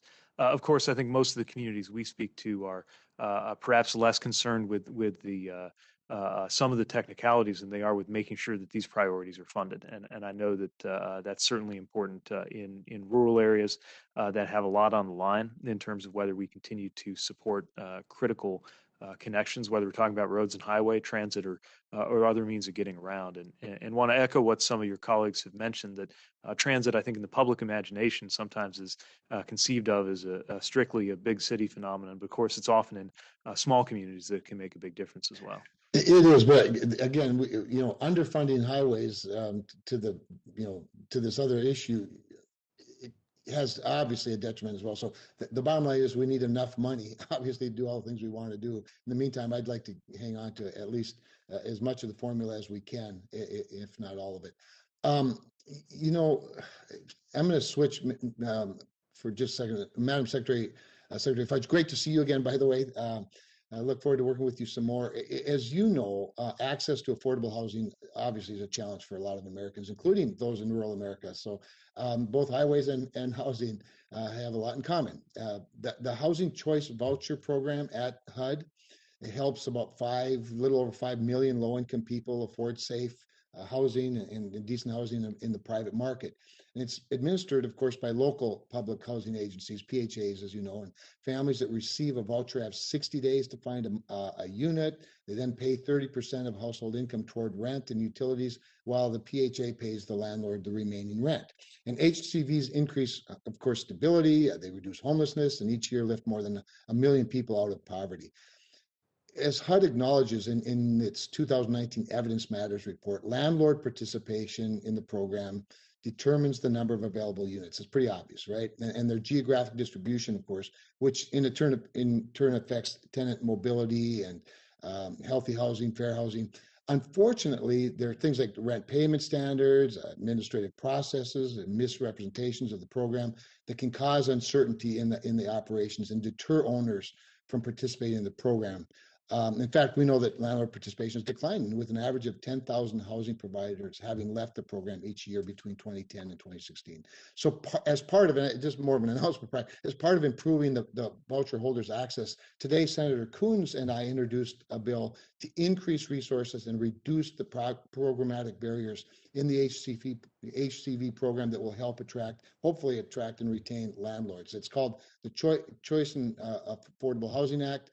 Provides $500 million to create what we call the Herschel Laskowitz Housing Partnership Fund, which is named after a longtime state senator and mayor of Fargo, who was a strong advocate for affordable housing. And just quickly, it would offer signing bonus to landlord with a unit in low poverty areas, provide security deposit assistance so that the tenants can better afford to meet the required deposits, provide a financial bonus, increase funding to the Tribal HUD VASH program, and use some neighborhood-specific data and reduce inspection delays. And I just say all that as my time runs out, Secretary Fudge, just to tell you that I'm looking forward to spending more time with you to talk about the specifics as we roll it out.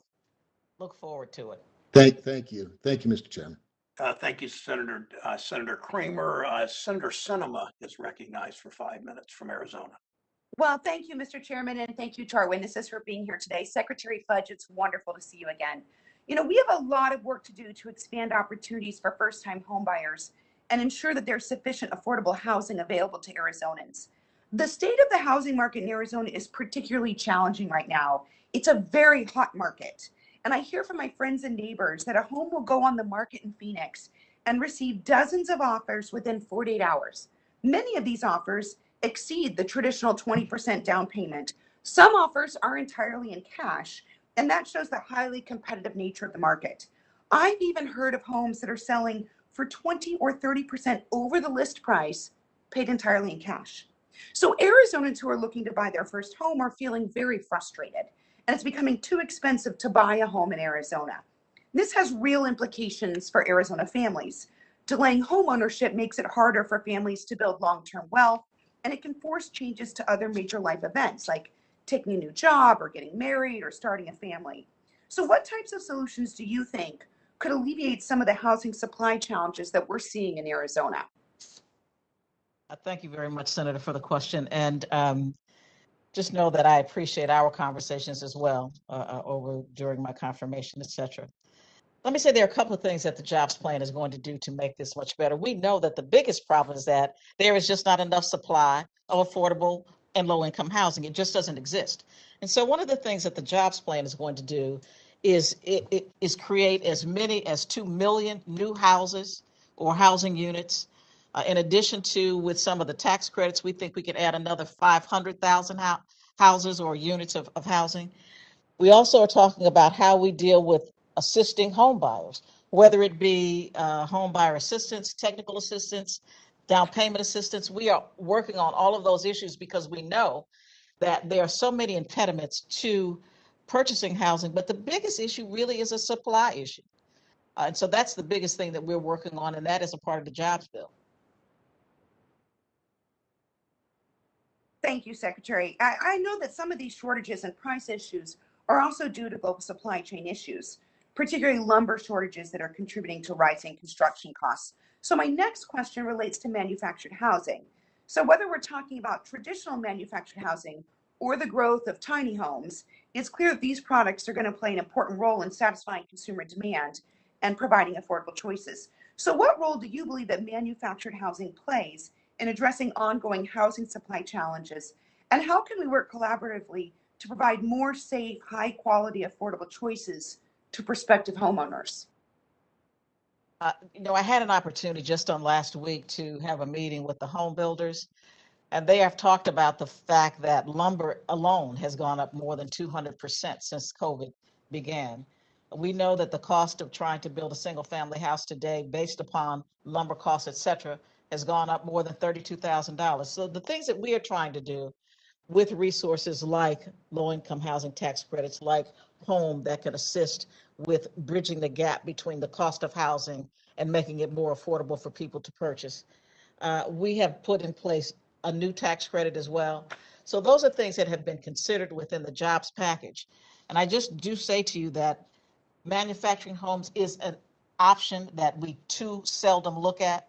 It is affordable, it is resilient, it is energy efficient, and it is something that we should do more and more of, because I think that it is quick to make sure that we can put in place. So it's fast to put in place, and it's just a good option, as are tiny homes and others. But I think the real issue becomes, how do we make whatever the product is more affordable by the use of private investments, especially by way of tax credits?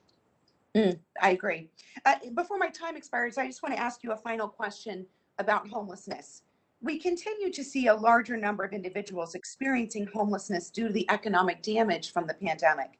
It's concerning, and we must ensure that our communities have the resources to provide safe, stable housing and other vital wraparound services that can help folks get back on their feet. So I wanted to raise with you that we are seeing a growing number of seniors experiencing homelessness in Arizona. And we've seen this trend on the rise for the past few years.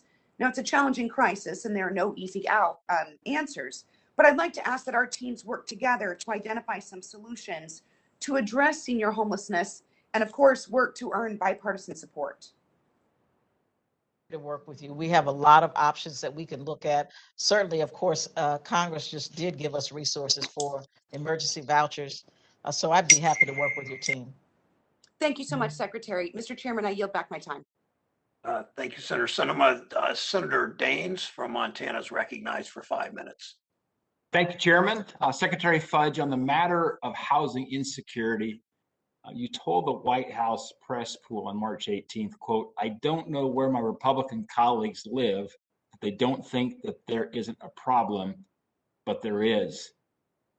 With all due respect, contrary to your assertion that Republicans are out of touch with the difficulties of housing insecure Americans, whether urban or rural, we do understand. In fact, according to the Federal Housing Finance Agency, home prices rose about 11% between the fourth quarter of 19 and 20 nationwide. And let me tell you, where I live in Montana, annual price appreciation was 15.5%, the second fastest in the nation. In fact, in my hometown of Bozeman, it's gotten to the point now where housing is not affordable. Median price is now around $700,000. Low-income families, seniors struggling to get by, young families just starting out, municipal workers that form the backbone of our communities, they can't catch a break. And turning back to a point some of my colleagues have already raised, what concerns me is the fact that your agency intends to provide assistance to illegal immigrants at the same time American citizens are homeless. Considering that taxpayer dollars are a finite resource, should we really be extending housing assistance to persons who entered our country unlawfully when there are hundreds of thousands of homeless Americans, to say nothing of some 40,000 homeless veterans, people who are willing to die for our freedoms and our country? Again, I would say that we have no intention of violating the current law. I've said it, I mean it. What you are talking about is waiving the document requirement, which will not, in fact, make it easier for people, because we know that families who are ineligible eventually are going to be removed from the system. But we do need to give our agencies the ability to conduct determinations as to whether these people do qualify, because initially we don't know if they qualify or not. But our goal is to make sure that people are not sleeping on the street. And so we know that we are going to be able to meet your requirements and the requirements of the law. I'm not at all concerned about the fact that the waiver is going to increase the number of illegal or undocumented people in this country. Well, thanks, Secretary Fudge. I know we agree that sheltering the homeless is critical.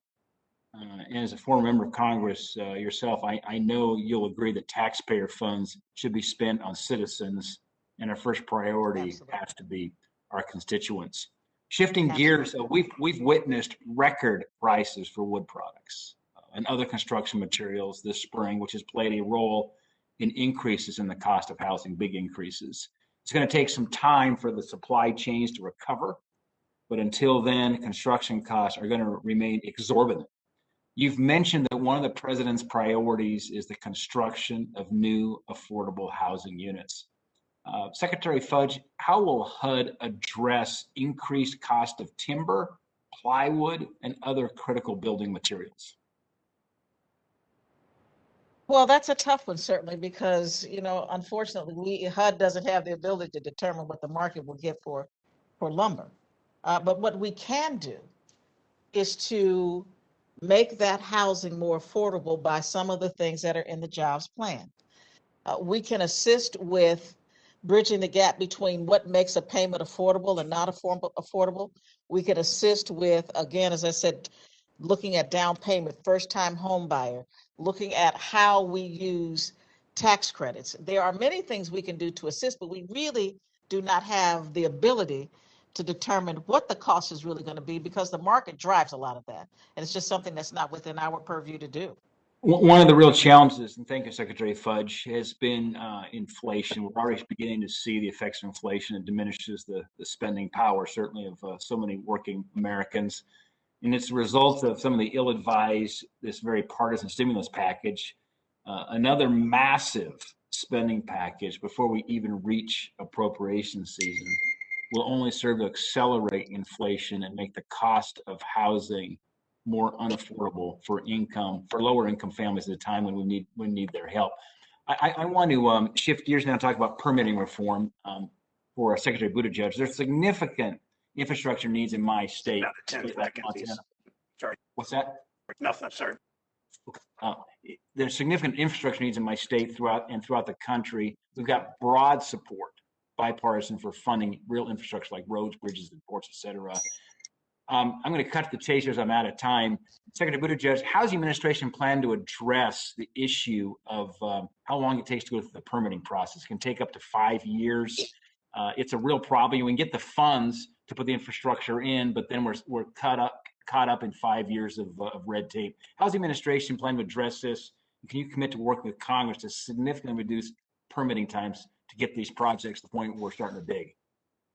I would welcome opportunities to work with Congress on this. Of course, I don't mean anything that would be cutting corners in terms of safety or environmental expectations, but where we see a process taking longer than it has to, or duplication in permitting, or an opportunity for our department to be more user-friendly, helping to move these processes along, we would welcome that so that we minimize the length of time and the expense of any project funded with federal dollars.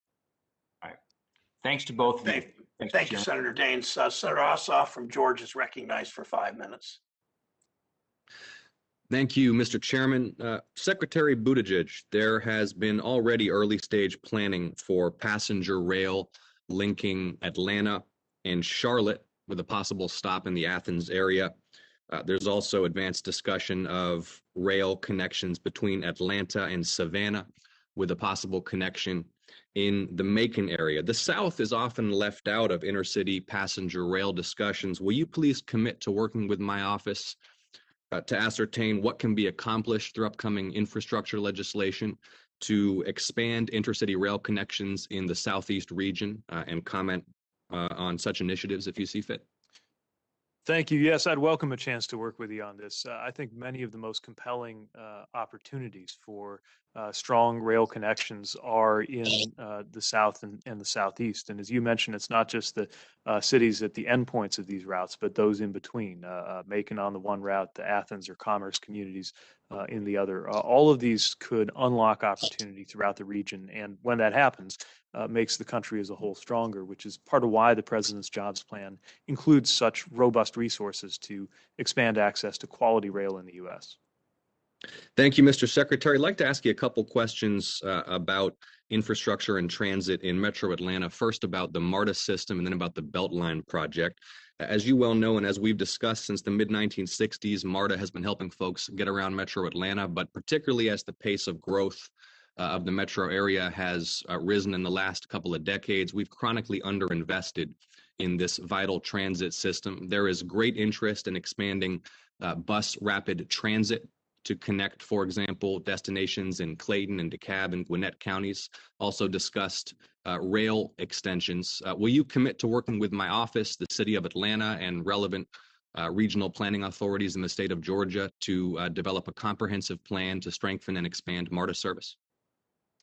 Absolutely. As we've discussed, both familiar routes and resources in MARTA and new possibilities around bus rapid transit can do a lot to alleviate congestion, expand opportunity, and of course that has climate benefits and air quality benefits too. So we're always eager to find new ways to partner on that. And again, glad that the President's American Jobs Plan has the resources we need to allow local authorities not just to hold on to what they've got, but to actually plan for the future and expand what's available to those they serve. Thank you, Mr. Secretary. And touching on the Beltline initiative, you know, there are over 150 infrastructure projects nationwide that reuse existing or abandoned infrastructure and transit infrastructure, reimagining and reutilizing this space to create new mobility and quality of life.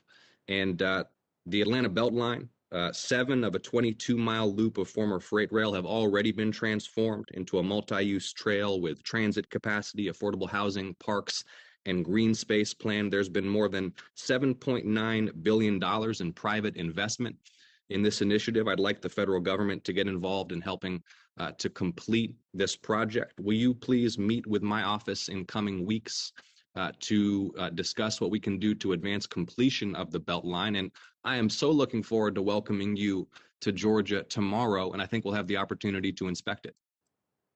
Thank you. Yes, really looking forward to a chance to see it in person. Welcome a chance to connect with your office further on how to encourage development. And we take a lot of pride in the federal dollars, I think in the Tiger program that went into helping establish the earlier phases of the Beltline. Whenever you can reuse and repurpose resources like that, as you mentioned, it often can unlock private dollars that follow the public investments that have been made. And of course, we need to focus on making sure it's accessible, that the housing that grows up around it is affordable. And I know that that you've been emphatic about the importance of that, and eager to see it for myself.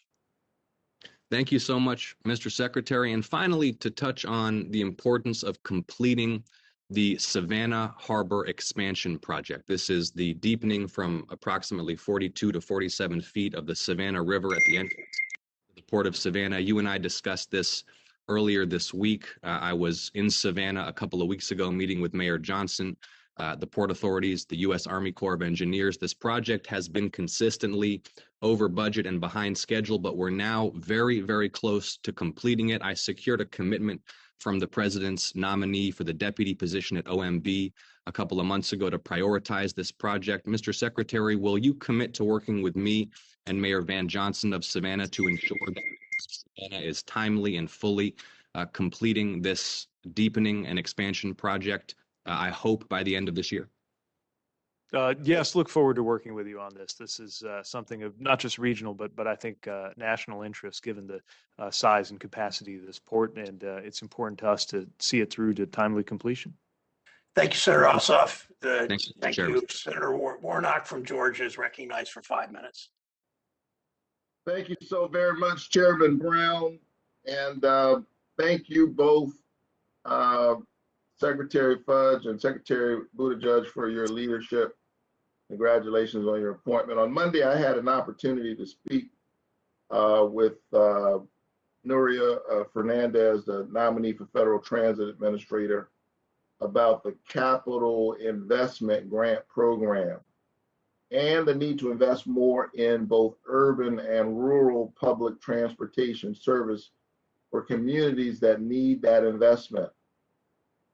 Secretary Buttigieg, I look forward to working with you on these critical transportation priorities, but today I want to talk to you about reconnecting communities, literally reconnecting them, and reversing the damage done to predominantly poor and Black communities during the construction of our interstate highway system. You and I have spent a little time together down in Atlanta and at Ebenezer Church, where I served. Are you familiar? Do you remember the downtown connector or Interstate 75, 85 that runs through the core of Atlanta, right next to my church? Yes, I remember. Yeah. And are you aware that its construction in the 1950s and 1960s displaced or separated historic Black neighborhoods in Atlanta? It literally split the Sweet Auburn Avenue with all of these Black businesses that were thriving, split them in two. Yes, unfortunately, this is a pattern that a lot of federally supported highways in that period followed, and I'm aware that that had enormous impact in that community. And the irony is that this interstate that we're talking about, 75, 85 in Atlanta, is called, ironically, the connector. And it did exactly the opposite, separating these precious neighborhoods in Atlanta. Given this unfortunate history, what responsibility do you think that we as policymakers have today when making new physical infrastructure investments? Well, I think when you break something, you have a responsibility to put it right. And the reality is that federal transportation policy broke something, broke a community in two in an important way. And that creates a responsibility for us today to use resources to create connections where there had been divisions. We know how to do it. At least in dialogue with the community, we can arrive at ways to do it.